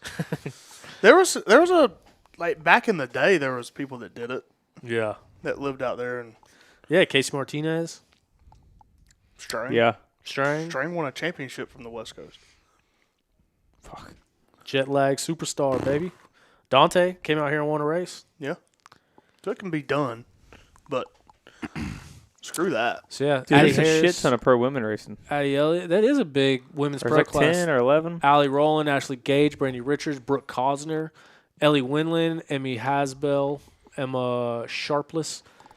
So yeah, I mean, I think your contenders there. Brooke Cosner, I think she can lay down fast test. Brandy Richards, I think, is a competitor anywhere that she's on a dirt bike. Rachel Guttish, the defending champion and is the Swiss Army knife. Shelby Turner, apparently too, coming off of a West Coast win. Taylor Johnston is a New Englander, former J-Day champ, I do believe. I think she just won one of those championships up there this past year too. Maybe the Tour GPs. I don't know, something. But yeah, so that'll be good. I would say Rachel Goodish is going to be tough to beat, but I mean Brandy Richards, like I said, she's just good. Yeah. I don't remember her ever racing a national enduro, but I don't think I'd bet against her. And then Shelby Turner, always strong in this kind of racing, this style of racing, and then as well as Brooke. So should be an interesting weekend of racing as we head into the season. A couple more races on the schedule this year for National Enduro, 10 rounds as opposed to the usual, I think, 8 is what they usually do. Some cool stops along the way. Kevin Wyndham's house is the 3rd round. That'll be pretty cool. Doing a couple things different at Kevin Wyndham's. It'll be a 2-day event, and every test you'll come back to the pits. So that's kind of unique That'd for be National nice. Enduro. Will they run a pond skim? I've asked that. The response has been, since Kevin quit drinking, probably not. Unless we can get him on the beers. I tell you Yeah, we what, get him drinking. if Stu wins that one and he doesn't immediately take off through the pond, I'll be upset. Yeah. He ain't got a hair on his chest. That one will be a super test round, too, I believe. Super test. Yeah. Other than that, I what should you probably boys put got? my bike together with some pieces in the garage. You mentioned that the conditions at Sumter being good this weekend. I wonder, are they going to get the rain tomorrow that we're getting? I don't know, but I checked it here, and it's like 0.1. Oh, really? I thought it was Yeah. up like 1/4 of an inch. No, last time I checked, it said 0.1. But it'll be interesting. Like, it's been a couple years since it's been a really wet Sumter. I think you'll probably have some holes out there. Let's see, Sumter. I got videos today from test 1, 2, and 4, and they all look good. Like, it looked, Yeah. and I'm not just saying that to say it. Like, it looked good. And Saying National Enduro is one of those 75% all day things. tomorrow. National Over Enduro is one of those things where it's not like you can, like, lie to kind of get people out last minute. Like, everyone signed up a month ago. Yeah. Like, they're coming. Yeah. I just think you're going to have an enjoyable time Yeah. from what I've seen. Yeah. It'll be interesting. I have on our notes Enduro Cam. I don't know why. Is that like the chase cam? The follow? Is that Corey Buttrick or is that Brock Brock Hepler. Hepler still? It is the Yamaha Enduro Cam. What is Buttrick's deal with the whole series? So, real quick before I get sidetracked, the Enduro Cam, it is presented by Yamaha. One of the things I wanted to post about that is, like, a lot of people, I've obviously been posting some videos. Right now I don't have any content, so I have all the chase cam things. But it is a really cool concept ever since they started doing it. It was Patty doing it at first, and now Brock has transitioned into it. But one of the major comments is, who in the world is keeping up with these pros through that stuff? And I thought it was interesting. I mean, Hepler, obviously, motocross, supercross guy, like retired pro, race national enduros too. Good rider. Mm-hmm. But these pros are racing that speed all day long, where Hepler's jumping in, following him for a little bit, going back to the same spot. So he has the advantage of knowing the trail, for one, where the pros are seeing it for the first time.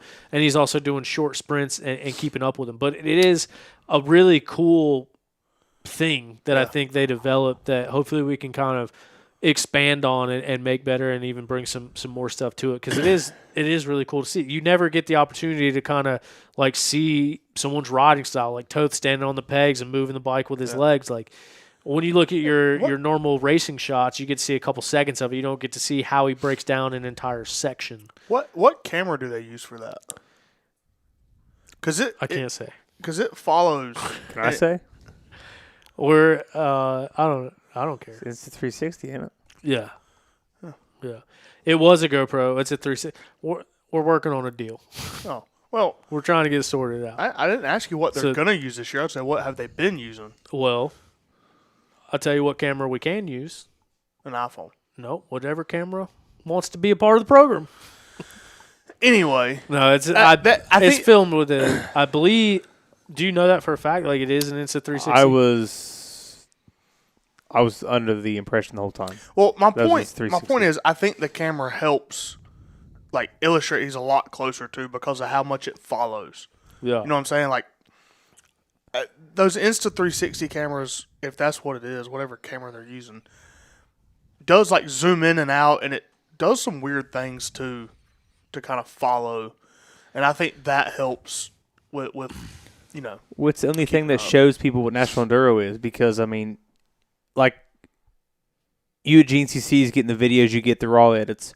It's a lot easier to do because you know where you can video at different spots on the track. At the National Enduros, you can't because you're in someone else's property 10 miles out in the middle of nowhere. So, I mean, this is the only thing that can kind of show people what we were racing as far as National Enduros goes. So, I think it's the best cam. I mean, especially at GNCC's, nobody can just jump in behind the pros because there's 10 guys in a line killing each other. They used to.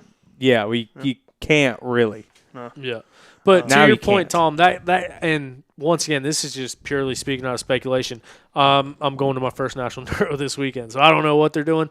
But I'm kind of part of building the plan of going forward. But with a GoPro, so you can shoot things horizontal or you can shoot things vertical. So even if it is a GoPro, what you're seeing is the end result of being vertical, which is 1/3 of the screen. So that following that you're seeing, it's called keyframing, and that can be done with a GoPro. Like every vertical video that I post for Stu or OTP or the team or whatever, it starts with a horizontal one. You zoom it in, so you're looking at 1/3 at a time, and you go frame by frame and kind of follow that rider around. So that movement is post-processing to keep them in frame better, but it could be coming off of a GoPro or it could be coming off of an Insta360. But my point was, I think that helps. Like, back to what you said, everybody commenting, how's this guy staying with him? I think that helps illustrate that he's sticking with him a lot more than, you know what I'm saying? Like, you watch some of those and it looks like he's right on their ass. Yeah. And that's probably not always the case. I mean, it might be, but. Yeah. I mean, he does stay pretty close. Yeah. I mean, does a good job. Either way, it's impressive. Yeah. So, it would be cool to see more of that, like, because surely he can't get every pro or every rider in every test. He's got to miss. He waits. He watches the guys go, and he gets behind the guys. He can. And I think he only does it in a couple tests. Really? Yeah. Yeah, I think he kind of picks his spots out. Probably But I mean, he practiced. to that point too, like there's a couple spots at Sumter that is like feet down, dog paddling them, getting your bars through some trees. Like I thought about going to those sections with a 360 camera and just running next to them. Yeah, I've seen. Like there's some spots where you can keep up on your feet. Mm-hmm. Yep. But yeah, it'll be a whole learning process. I'll be putting out the YouTube videos and stuff too, and as of now, I have no idea what to do or how to do it. So that'll be interesting. How'd you get the job? Lie it on the resume. Fake it till I make it. Little slurp. You taking your camper down this weekend? Yeah. That's literally his whole job. You got room for a buddy on Saturday? Potentially. Oh, camper. Oh, he's a camera. My bad. Goofy, I was gonna say. But I mean, the biggest part was like managing all the social media and stuff, and kind of the numbers that been able to pull out on social media. I think I've found a way to break into the algorithm, and when I started doing it for OTP, and OTP started really growing online, it kind of made me think that it was luck until it happened again, and then it happened again, and then it happened again, and then I started doing stuff for Stu and the team, and it started happening again, and it happened again, and basically got to the point where like Stu's page last year, we pulled out more than 440 million views on Stu's page. We did 330 million views on the Red Bear page, and Are you going for AMA Media Member of the Year? I did 662 million on the OTP page. So that helps when you're looking at media jobs. So fun fact about the AMA Media Award. I don't know if we want to get into that whole situation. I was nominated for it several years ago, and then I was immediately removed from consideration. So, point. Speaking of the credentials, That'll be some cool. did I just do my math wrong? Or is it only $20 cheaper if you pay for all the races up front than it is if you just pay for them each weekend? I don't know. I haven't done the math, but Just We did something. so anybody can go and buy. And this back to GNCC, you can go and buy a hard card. a hard card for the whole year. Pay for all your races, entry fee. So that way you can walk in with your card around your necklace with your picture on it, doing a number one woohoo, whatever. But if you do the math, it's $20 cheaper to pay for all of them up front. And I guarantee you, if you go to Big Buck and you break your leg and you can miss the rest of the year, you're not getting any of that money back. I was about to say, you miss one round, you're in the hole. Yeah. And I don't even know. I don't even know if I did my math on the pre-entry because you get a discount on pre-entry versus the actual day of gate fee. Oh. So you did it based off of the day of gate fee? I think so. So it's basically for I think you're paying for the convenience. You don't got to stop at the gate. That's retarded. You don't got to register online. You don't got to have a pocket full of cash. But by God, you still got to sit in that line coming into Big Buck. I guarantee you that. Nah, you can just go around the side, hold it up. You got to be able to get off that single. You got an hour of sitting there before you can go wide enough to get. So there's some races where you can't sneak up the line. Big Buck being one of them. Yeah. If you get backed out to that road, buckle in. I only went to 2 of them last year. That was a record. I did good. Big I- Buck and I was Coker too, I guess. Oh, so shit, 4 of them. I lied. I'm just saying. I guess, I mean, that's the only way I can think of it is the convenience. Maybe. Because do you get, I don't think you get any other perks for being a. I don't know, but there was one dude in the Facebook group that was all about dadgum getting his hard card and signing up for it. And by God, when it was available, they let him know. I saw that. They let him know. It was hilarious. All the time. I checked again. It's still not up.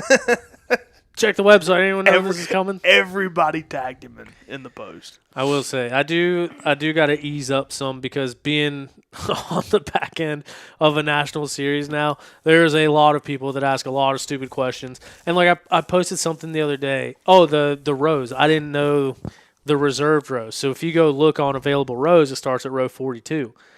And so I said, we still got rows available from 42 on. Dude, instantly, like 4 different comments.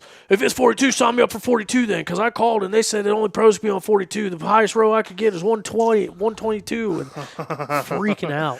You stuck your foot in your mouth real quick. Yeah, Delete. dude, it's like, all right, we gotta analyze this a little bit more. All my stuff, I kind of post it and forget about it. I think my favorite thing to still These National Enduro people are passionate. They let you know when you're wrong. Not as passionate as Mideast people. I still see people fighting about TRX 90s on the Mideast page. Dude. Now that you're not affiliated. Pee-wee quads, dude. I'm glad I don't got to deal with Mideast Pee-wee quads anymore, I'll tell you that. And Mighty Pee-wees. Those were the 2 worst races. Pee-wee quads and Mighty Pee-wees, PW50s. I mean, we got people coming up with money to tear people down. There, dude. There was Eddie Ray? There was a kid who I'm not gonna say his name, but I think that they do listen. So I don't mean this in a bad way at all, and I don't mean to draw attention to it. But there is a kid there that is very fast on a 50, that is like missing most of his hand, and like I don't understand how he holds onto the dirt bike in general. But P-dubs have handbrakes. This kid's missing most of his hand, so they put a foot brake on it. Someone protested him for having a foot brake because it's not stock. I was like, if you knew what this kid was doing. PW50. Yeah. My boss, yeah. Yeah. But how crazy is that? Yeah, it's Yeah. ridiculous. Protesting a kid. I don't know. That's stuff like that. That's dude. ridiculous. And seeing some of the fights that parents got into is just. Yeah. And that's going to happen here. It's going to happen everywhere. Parents that couldn't get their big ass legs over a seat and take off, want to sit there and fist fight about how their screaming at kids their racing. kids. Yeah. Like, why don't you guys get on a treadmill and figure it out and go race yourself? Then you can get mad at people. Crazy. Goofy ass. Well, kind of crazy we had like no comments on YouTube today. Do we We had have two. any? Do we have any views right now? How do you find that out? Yeah, there's a few of them on there. 264. But, yeah. 264. Oh, Not- here we not a go. lot 35 watching now. Okay, there it Not is. a lot of comments. Which is weird. Usually you get some stuff, especially times I was hoping that we could answer some Someone questions. said it's fill some $5. time. We're hungry. Well, What kind of you shit know is what? this? Where's Underfoot? Maybe next weekend we'll have some drama from the enduro. Maybe some All right. I don't know. I'm going to say this publicly. I think I've even been embarrassed to tell you guys this, so we're going to say it publicly, get it all out there. Coming out of the closet. This is the year. I'll get married in a couple months, so that'd be awkward. I RSVP. Did you get it? Yeah, she said you changed your name I to did. Big Tom. I did. Yeah, I didn't know that actually. So 2 months from tomorrow, actually. Woohoo! Shout out Mindy. Hey, you remembered at least you remembered the date. Yeah, it's the day I quit my job. That's how I Oh, remember. nice. It. So the day I gain my freedom, the day I lose my freedom. Makes it easy to remember. I hope she heard that. Just kidding. She doesn't like when I say that. But this, hopefully, is the year of full-assing OTP. Of what? We full-assing it. Because we talked about the stats and talked about all this. Dude, I haven't posted, I don't think, since October on social media. So it's like, I don't even think that I half-assed it to this point. I think it's a step under that. So now, this year, we're going to... Oh, Mindy's yelling at me. She heard. This is the year. I think we're gonna go. We're gonna try to make posts. We're redesigning the set. I bought a Yamaha literally because I like them. They're blue, favorite color, other than purple. And you said we were gonna do Yamaha shit. We are now moving forward. Do some Yamaha shit. But anyway, that's the goal. Is last year you guys helped me a ton, and I appreciate that. And it was the most consistent year that we had. Good conversations to be able to break it up with all of us. I still don't know how anyone listened to me talk to myself for hours at a time in the past. So thank you guys for making the show a lot better. But that being said, talking about the views and the comment, I'm gonna advertise for shows. Mindy made a graphic today. That was the one you saw on Instagram. Yeah, I noticed it. It looked good. Yeah. So I got Mindy. We're going to do training on this setup so we can get this out of the way and I can focus on the conversation, focus on the task at hand. So Mindy's gonna join us Yeah. in the room. Yeah.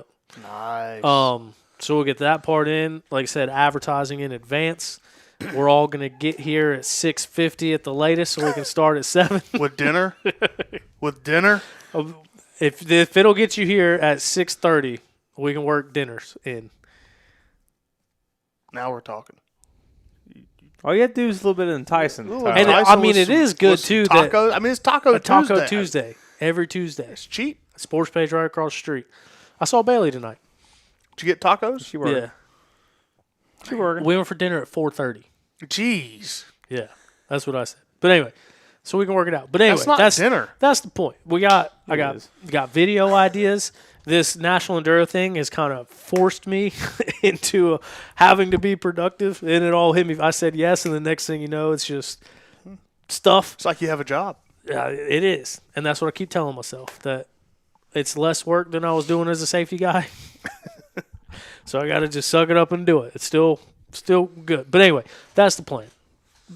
Make this thing. Dude, I ain't got a job, and I'm Make more the busy same- right now than what I was when I had one. Thought you had a job. I do, but it's not like I had the job I had. Like, it wasn't like I was sitting in a camp or working 80 hours a week. It's go work on airplanes for 20 hours a week and then go flying for 30, which is a Still job in itself. Terrifying. You literally People were let- drunk not too long ago, and you said, we'll go right now. Well, but we didn't, right? Has anybody flown with you besides Josh? Yeah. Who? Buddy Josh's post was funny. Kurt, my boss, I've lived a good life. Bailey, Bailey, Skinny. Skinny. Maybe 2 or 3 more. I'm getting close. So here's Bailey the didn't like it. thing. Craig, there's two things about this whole flying thing. One, Yeah. before your surgery, I have been with you where you forgot your glasses and couldn't find your contacts and you couldn't see your front fender. Super fair. Yeah. So that kind of worries me, but you did get them fixed. The other part, and I can't remember who I was talking to this about the other day. You're the first person that is a pilot that I knew before they were a pilot. So it's like I went flying with Ron. Ron, when I met him, he was a pilot. Oh, he's a pilot. My soon-to-be brother-in-law, he's a pilot. When I met him, he was a pilot. Flew with him.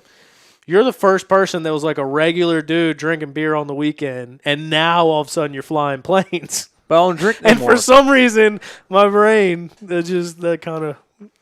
I tell you what, I trust you. You've flown a lot. You're still here. I tell I'm you here. what is terrifies me, and I don't think that you've got to the point where you can do this yet. But seeing how you go through cars and dirt bikes and trade, I just imagine that that's what you're doing with airplanes, and I don't think that's the right thing to do. I Well, I bought offered this a airplane for guy. $7,000. I put You know what I'm offered- saying? I offered a guy $10,000 on my C10 for his plane the other day, and he wants to look at the C10. So we'll see. You see what I'm saying? Airplanes and Facebook Marketplace, Craig. But there's rules. Don't. There's no rules with cars. At least there's no rules. What do you mean? There's no rules with Okay, cars? so there's rules like you don't speed, literally anything. Those are suggestions. That's like getting pulled over and them saying, "Hey, your registration's dead." Okay, well I got insurance. Okay, well your registration's dead. Get it done within. But when 6 your months. car breaks down, you don't fall 3,000 feet. You don't fall when the airplane breaks down. You glide like a descend paper really airplane. fast towards In my the place, ground. 60 knots. Trim it back and let it just cruise on down. But there's rules, right? They have to have annuals. They have to have inspections. 100 So do inspections. cars. No, You have to get an annual inspection. I have every never year. inspected my shit ever. It's because you don't keep it long enough. No, I've had the Toyota for years now. You And don't you've never fucking inspect it. inspected it. No, I fucking That's- tag them in Ohio like a man. Screw this place, dude. That is the exact point of what I'm saying. My lights Craig, work. My is- brakes work. They start. No, they don't. I followed you in your Toyota out here. I You have put a no new brake wiring on. harness on it in November, dude. But this Fresh is, wiring this harness. is my point. Is there's rules for cars and you don't follow them. Now we're just going to start willy nilly. Yeah, but if I start acting like Craig with his vehicles, as Craig as the pilot, the FAA takes my virginity from me. Boys, I got a And deal on just this airplane. rapes It's me. registered in Venezuela. Don't worry about it. Safety standards are loose. With that being said, if anybody out there has a plane and needs any kind of anything brought back from Venezuela, Colombia, I can fly instrument. I can fly anything you need, I think. And I'm looking for hours. You just give me a call. You got a twin-engine Cessna? Get your boy in there. I was in a Learjet today. See? That's no shit. See, I just. I was. Were you flying it? I know, but I was in the back seat. See, this is. Yeah. Come on, dude. I flew to Jekyll Island the other day, got in a $20, flew Josh down to Jekyll I've Island, been to that airport and I saw their paid $20 shade vehicle. paid thing. $20 for a piece of shit Yamaha golf cart. That's the cool part about it. Everything else about it was junk. They've been sitting outside for 30 years under these little bullshit little enclosures. Hey, let me tell you something. If it was a club car, it wouldn't be running after 30 years. It's And still running because it's a Yamaha. we cruised down the road in this like gated community, like this. It's like a retirement home area. Everyone's old as hell. Go get tacos, and I was about 20 minutes later, 3,500 feet in the air. And I was double fisting tacos, flying, talking air traffic control. See, is that even legal? Tom, I think we were Yeah. overreacting. This sounds perfectly fine.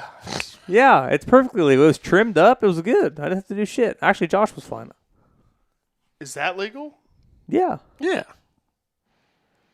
So when I was talking to Ron about getting my pilot's license, he said, Tyler, I've been flying airplanes for 30 years, and the amount of times I've ever had to prove I had a pilot's license is 0.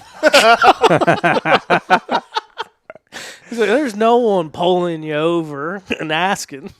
He's like, if you know how to fly an airplane, you can just fly an airplane.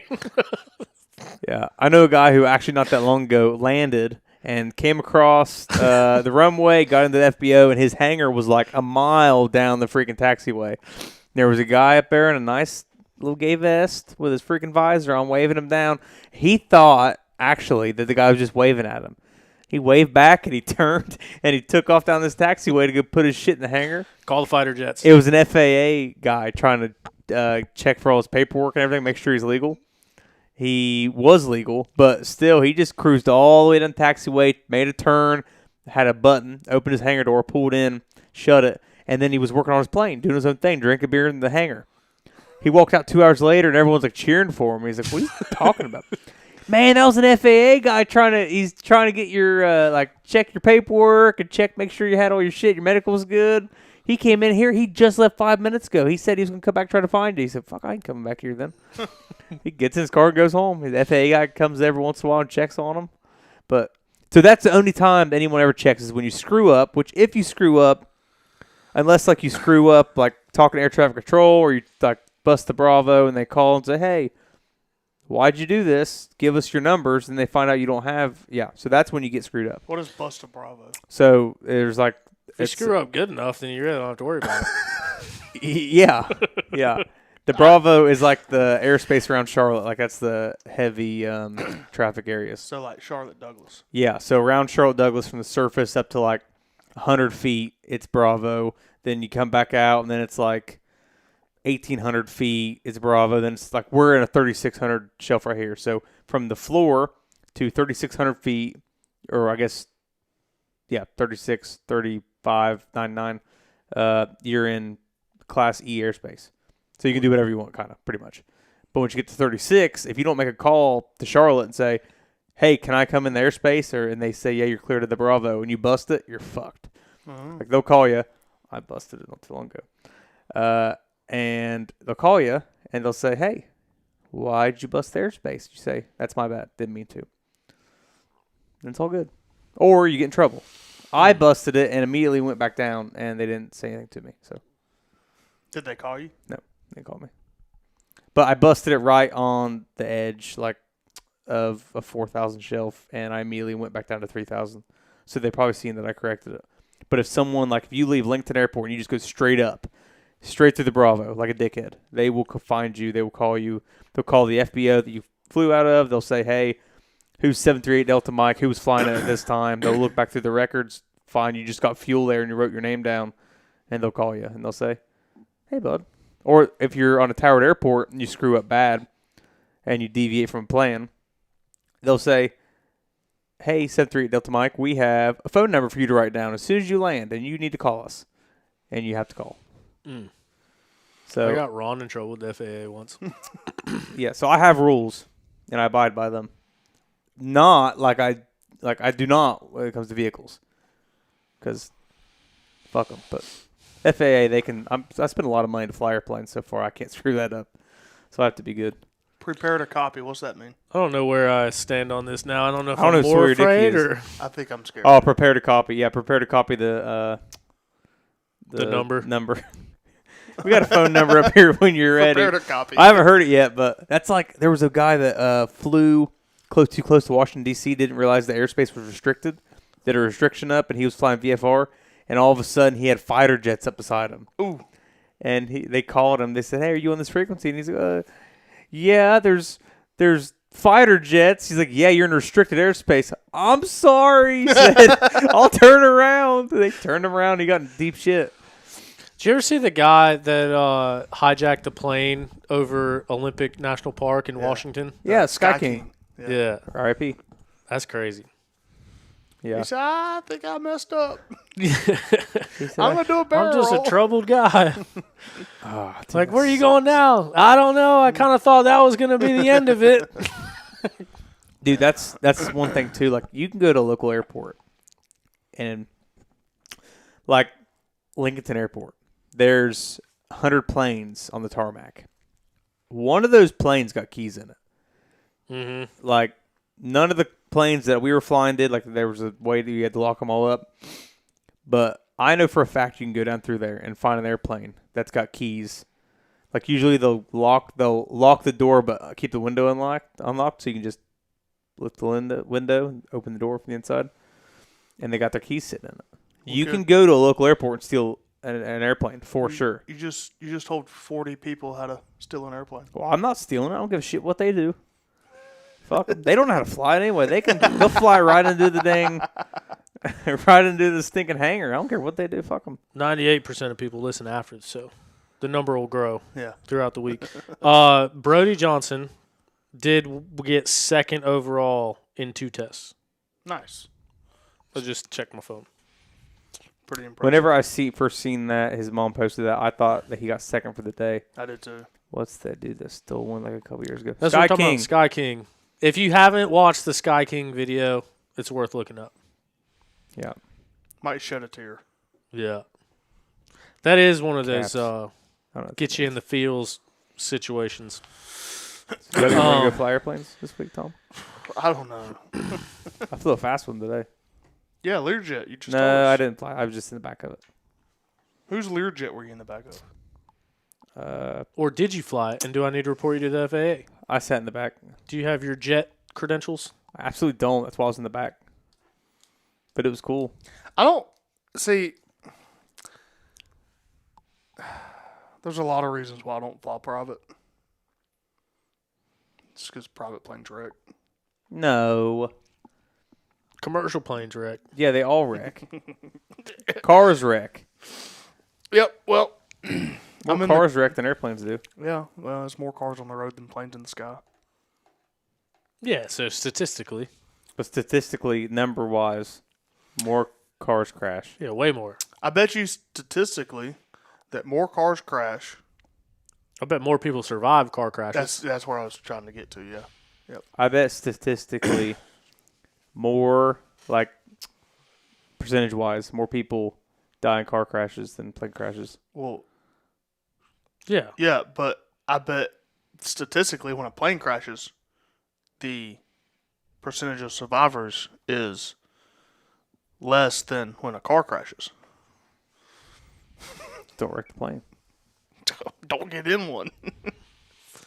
All right. well, Anyway, we'll sort it out. Thank you guys for tuning in to On the Plains podcast. on the plane. We got it dialed in.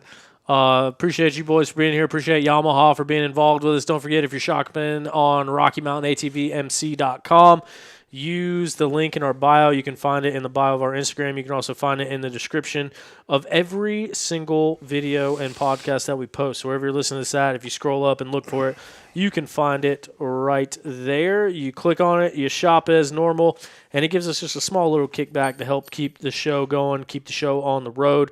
We appreciate you doing that. Doesn't cost you anything extra. Just give us a little kickback. And you can join our Rocky Mountain ATV MC RM Fantasy SMX group. If you go to groups, search for On the Pipe Podcast, you can join it. I think we got like 200 or so people in there. Currently leading in the way with 251 points is A.G. Meanly. McGee's 6294 is in the number 2 spot, and Dylan Stevens is in the number 3 spot so far. Paul Alley up to 7th. We should get a Todd Ely, 9th. get the Pulp League fired back up for next year. So it's still there. Yeah. Have you looked at how many people precipitate? There's quite a bit. I'll pull it up real quick. We got 48 people in it. Curtis Compton Dude, is leading the way. he don't even. Him and Treg both. They're good. This is why I don't play that shit. Treg's not in Everyone's the OTP so group. mad. He's not. Everyone gets so mad on Saturdays. We got 18 actives in the OTP Pulp MX Fantasy group. Big Tom is 4th from last. So I'm a second half of the season type of guy. Yeah. I won America last year. Just saying. I'm not really 4th from last. So this year. Tucker 231 I'm 5th from last. Give me some credit. is in the Pulp group. He's got a 83 number plate. That's pretty good, huh? Yeah, that's good. Means he finished top 100 in like the whole Yeah. thing last year. Yes. Yeah, that seems legit. So That's been mine and Treg's goal for the years to try to get a plate, number plate. dude. So Treg won a overall last year. I think at Southwick. No, he didn't. Did he? Yeah. Like first? Yeah, because he got a Cooper Webb jersey. I got a second or a third. And I think Ryan. Oh, that's why he got that Cooper Webb jersey. Trevor Barrett did 1, 2, right? He I think got Ryan top Page 3. got like a fourth or a fifth or a second or a third. I think I got a 16th last year. I got a goodie bag. I think Ryan got a Hold on. third and I got a second. I can tell you. Does it tell you your highest finishing? Yeah, so click on your name. Let's see. Ryan's got an 82. Yeah, Ryan sucks. Oh, I got a third. Overall, Yeah. what'd they send you? I You should have got something. don't remember because I got another one that was like 8th or 9th last year, and I got a filter kit. Trevor got a 4th. But I feel like for third, it should have been a good prize. Maybe I got the third before they gave away It'll tell you. cool stuff. Where is? Because that was before it was paid. Did you still win prizes if you didn't pay? If you didn't pay, you I didn't think win that's what it prizes. was. I think I played, but I didn't pay, so I didn't win the prize. I think that was the one. I think that was the one where it was like a set of Motion Pro tools or something. I don't remember being pissed off I didn't get it. Yep. But yeah, last year I got some air filters. It was supposed to be an air filter and an oil filter, and they're like, we don't have oil filters. I was like, can I get 2 air filters? And they said, sure. There you go. For Yamaha? Yeah. I was supposed to get some like. Never changed the air filter. I was supposed to get some moto What? socks. I haven't written it. You ever cleaned it? Yeah, I have. I was Those supposed good. to get some moto socks. I haven't changed from those ones since I got it. You know, they're real tall ones. You know what Yeah. I'm saying? And I ended up with a shitty hat, like one of them elastic duffel bag type things, and a couple stickers. I was pissed. One of my socks. I remember one year on Rocky Mountain, I have the screenshots to prove it, but I was 16th overall heading into the last race. And for their season things, you get good stuff. And I did all my picks, and I was like, oh, it was the year Jason Anderson won the championship. So I was like, it's going to be a little bit weird. Championship's wrapped up. It's not going to be the normal guys. So I put in my picks, and I screenshotted it. And then 2 minutes before the race started, I changed my picks back to like what I would typically pick on a normal weekend. So when I did that, it's double points on the last round. So it bumped me out of the top 25. But I went back and looked at my screenshot, and had I left my setup the way that it was, I had everything right but 4th, and I would have finished 6th overall on the year. And dude, I was for like a week, dude. You couldn't talk to me about Supercross. I was so mad. I'll have to find That's it. why I don't play it. It ruins it for you. So close. You're just missing it. But now I've sucked ever since. But anyway, that is the show. Thank you guys for being here. Next week, Big Buck and GNCC season-long preview. This year we go National Enduro, or this weekend we go National Enduro Racing. Next weekend we go GNCC Racing, and then we are right in the thick of it until summertime, where we still have National Enduros all over summer break. And then we end the season in the middle of November in West Virginia for GNCC. So starting with a little snow on the ground, ending with a little snow on the ground, what it seems like. But thank you guys for being here. Thank you guys for joining us. Let someone know about the podcast. If you're at National Enduro this weekend and see me out and about, say what's up. Craig, he signed up. He is going to race. We're not going to let him chicken out. Tom, are you going? Nope. Maybe next time. Anyway, thank you guys. We will see you next time on the Pipe Podcast. See you.